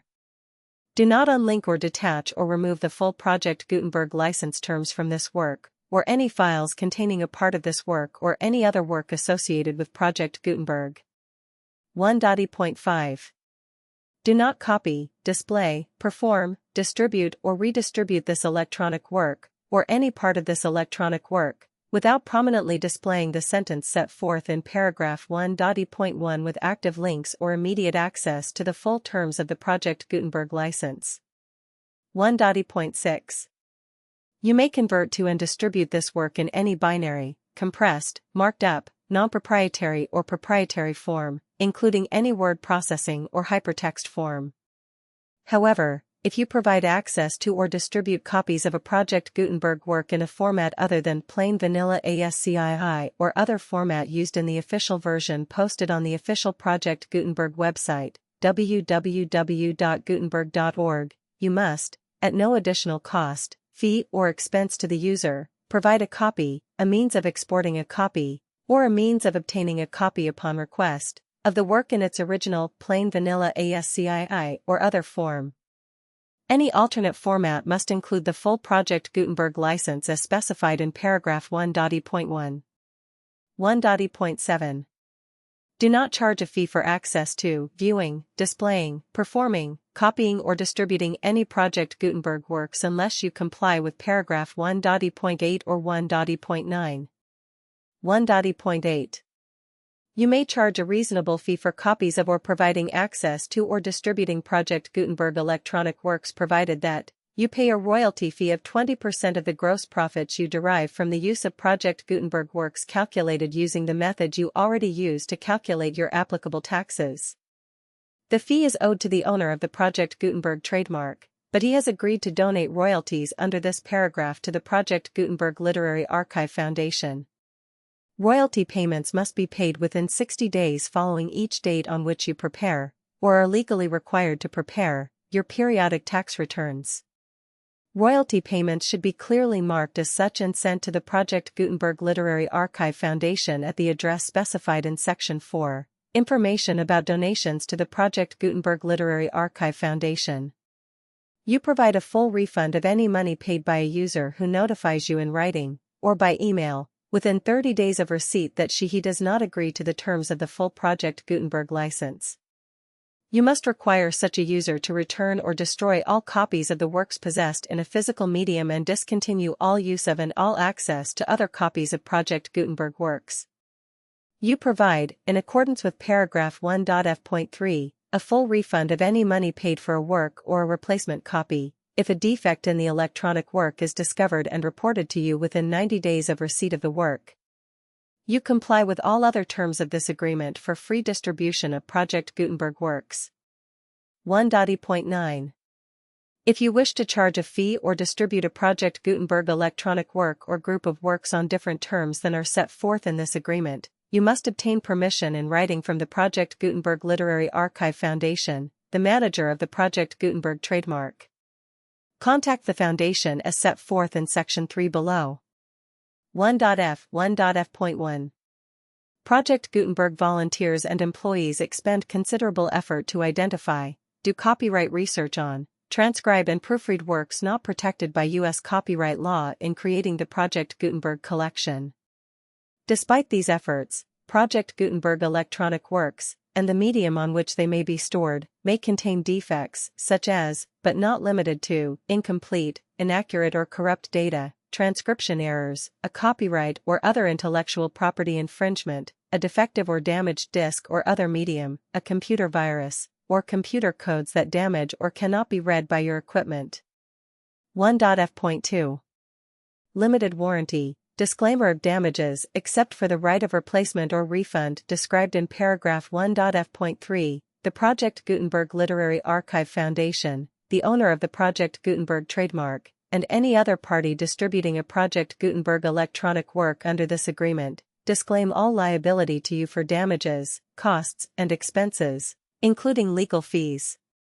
You agree that you have no remedies for negligence, strict liability, breach of warranty or breach of contract except those provided in paragraph 1.f.3.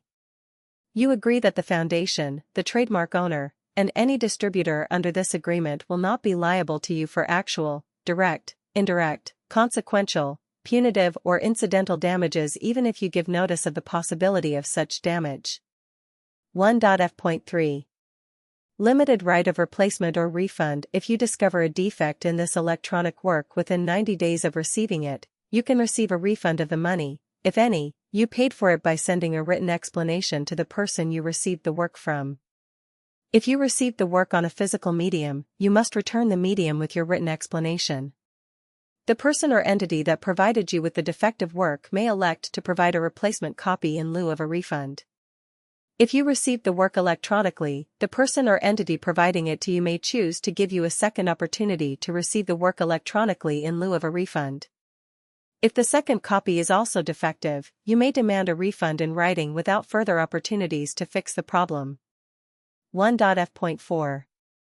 Except for the limited right of replacement or refund set forth in paragraph 1.f.3, this work is provided to you ASIS, with no other warranties of any kind, express or implied, including but not limited to warranties of merchantability or fitness for any purpose.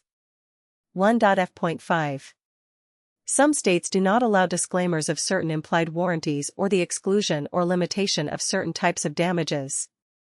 If any disclaimer or limitation set forth in this agreement violates the law of the state applicable to this agreement, the agreement shall be interpreted to make the maximum disclaimer or limitation permitted by the applicable state law. The invalidity or unenforceability of any provision of this agreement shall not void the remaining provisions. 1.f.6. Indemnity. You agree to indemnify and hold the foundation, the trademark owner, any agent or employee of the foundation, anyone providing copies of Project Gutenberg electronic works in accordance with this agreement, and any volunteers associated with the production, promotion, and distribution of Project Gutenberg electronic works, harmless from all liability, costs, and expenses, including legal fees, that arise directly or indirectly from any of the following which you do or cause to occur. A. Distribution of this or any Project Gutenberg work. B. Alteration, modification, or additions or deletions to any Project Gutenberg work, and C. Any defect you cause. Section 2. Information about the mission of Project Gutenberg. Project Gutenberg is synonymous with the free distribution of electronic works in formats readable by the widest variety of computers, including obsolete, old, middle-aged, and new computers. It exists because of the efforts of hundreds of volunteers and donations from people in all walks of life. Volunteers and financial support to provide volunteers with the assistance they need are critical to reaching Project Gutenberg's goals and ensuring that the Project Gutenberg collection will remain freely available for generations to come. In 2001, the Project Gutenberg Literary Archive Foundation was created to provide a secure and permanent future for Project Gutenberg and future generations. To learn more about the Project Gutenberg Literary Archive Foundation and how your efforts and donations can help, see Sections 3 and 4 and the Foundation information page at www.gutenberg.org. Section 3. Information about the Project Gutenberg Literary Archive Foundation. The Project Gutenberg Literary Archive Foundation is a nonprofit 501(c)(3) educational corporation organized under the laws of the state of Mississippi and granted tax-exempt status by the Internal Revenue Service. The Foundation's EIN or Federal Tax Identification Number is 64-6221541. Contributions to the Project Gutenberg Literary Archive Foundation are tax-deductible to the full extent permitted by U.S. federal laws and your state's laws. The Foundation's business office is located at 809 North 1500 West, Salt Lake City, Utah, 84116-801-596-1887. Email contact links and up-to-date contact information can be found at the Foundation's website and official page at www.gutenberg.org/contact. Section 4. Information about donations to the Project Gutenberg Literary Archive Foundation. Project Gutenberg depends upon and cannot survive without widespread public support and donations to carry out its mission of increasing the number of public domain and licensed works that can be freely distributed in machine-readable form accessible by the widest array of equipment, including outdated equipment. Many small donations, $1 to $5,000, are particularly important to maintaining tax-exempt status with the IRS. The Foundation is committed to complying with the laws regulating charities and charitable donations in all 50 states of the United States. Compliance requirements are not uniform and it takes a considerable effort, much paperwork, and many fees to meet and keep up with these requirements. We do not solicit donations in locations where we have not received written confirmation of compliance. To send donations or determine the status of compliance for any particular state, visit www.gutenberg.org/donate. While we cannot and do not solicit contributions from states where we have not met the solicitation requirements, we know of no prohibition against accepting unsolicited donations from donors in such states who approach us with offers to donate. International donations are gratefully accepted, but we cannot make any statements concerning tax treatment of donations received from outside the United States. U.S. laws alone swamp our small staff. Please check the Project Gutenberg web pages for current donation methods and addresses. Donations are accepted in a number of other ways, including checks, online payments, and credit card donations. To donate, please visit www.gutenberg.org/donate. Section 5. General information about Project Gutenberg Electronic Works. Professor Michael S. Hart was the originator of the Project Gutenberg concept of a library of electronic works that could be freely shared with anyone. For 40 years, he produced and distributed Project Gutenberg ebooks with only a loose network of volunteer support. Project Gutenberg ebooks are often created from several printed editions, all of which are confirmed as not protected by copyright in the U.S. unless a copyright notice is included. Thus, we do not necessarily keep ebooks in compliance with any particular paper edition. Most people start at our website, which has the main PG search facility, www.gutenberg.org. This website includes information about Project Gutenberg, including how to make donations to the Project Gutenberg Literary Archive Foundation, how to help produce our new ebooks, and how to subscribe to our email newsletter to hear about new ebooks.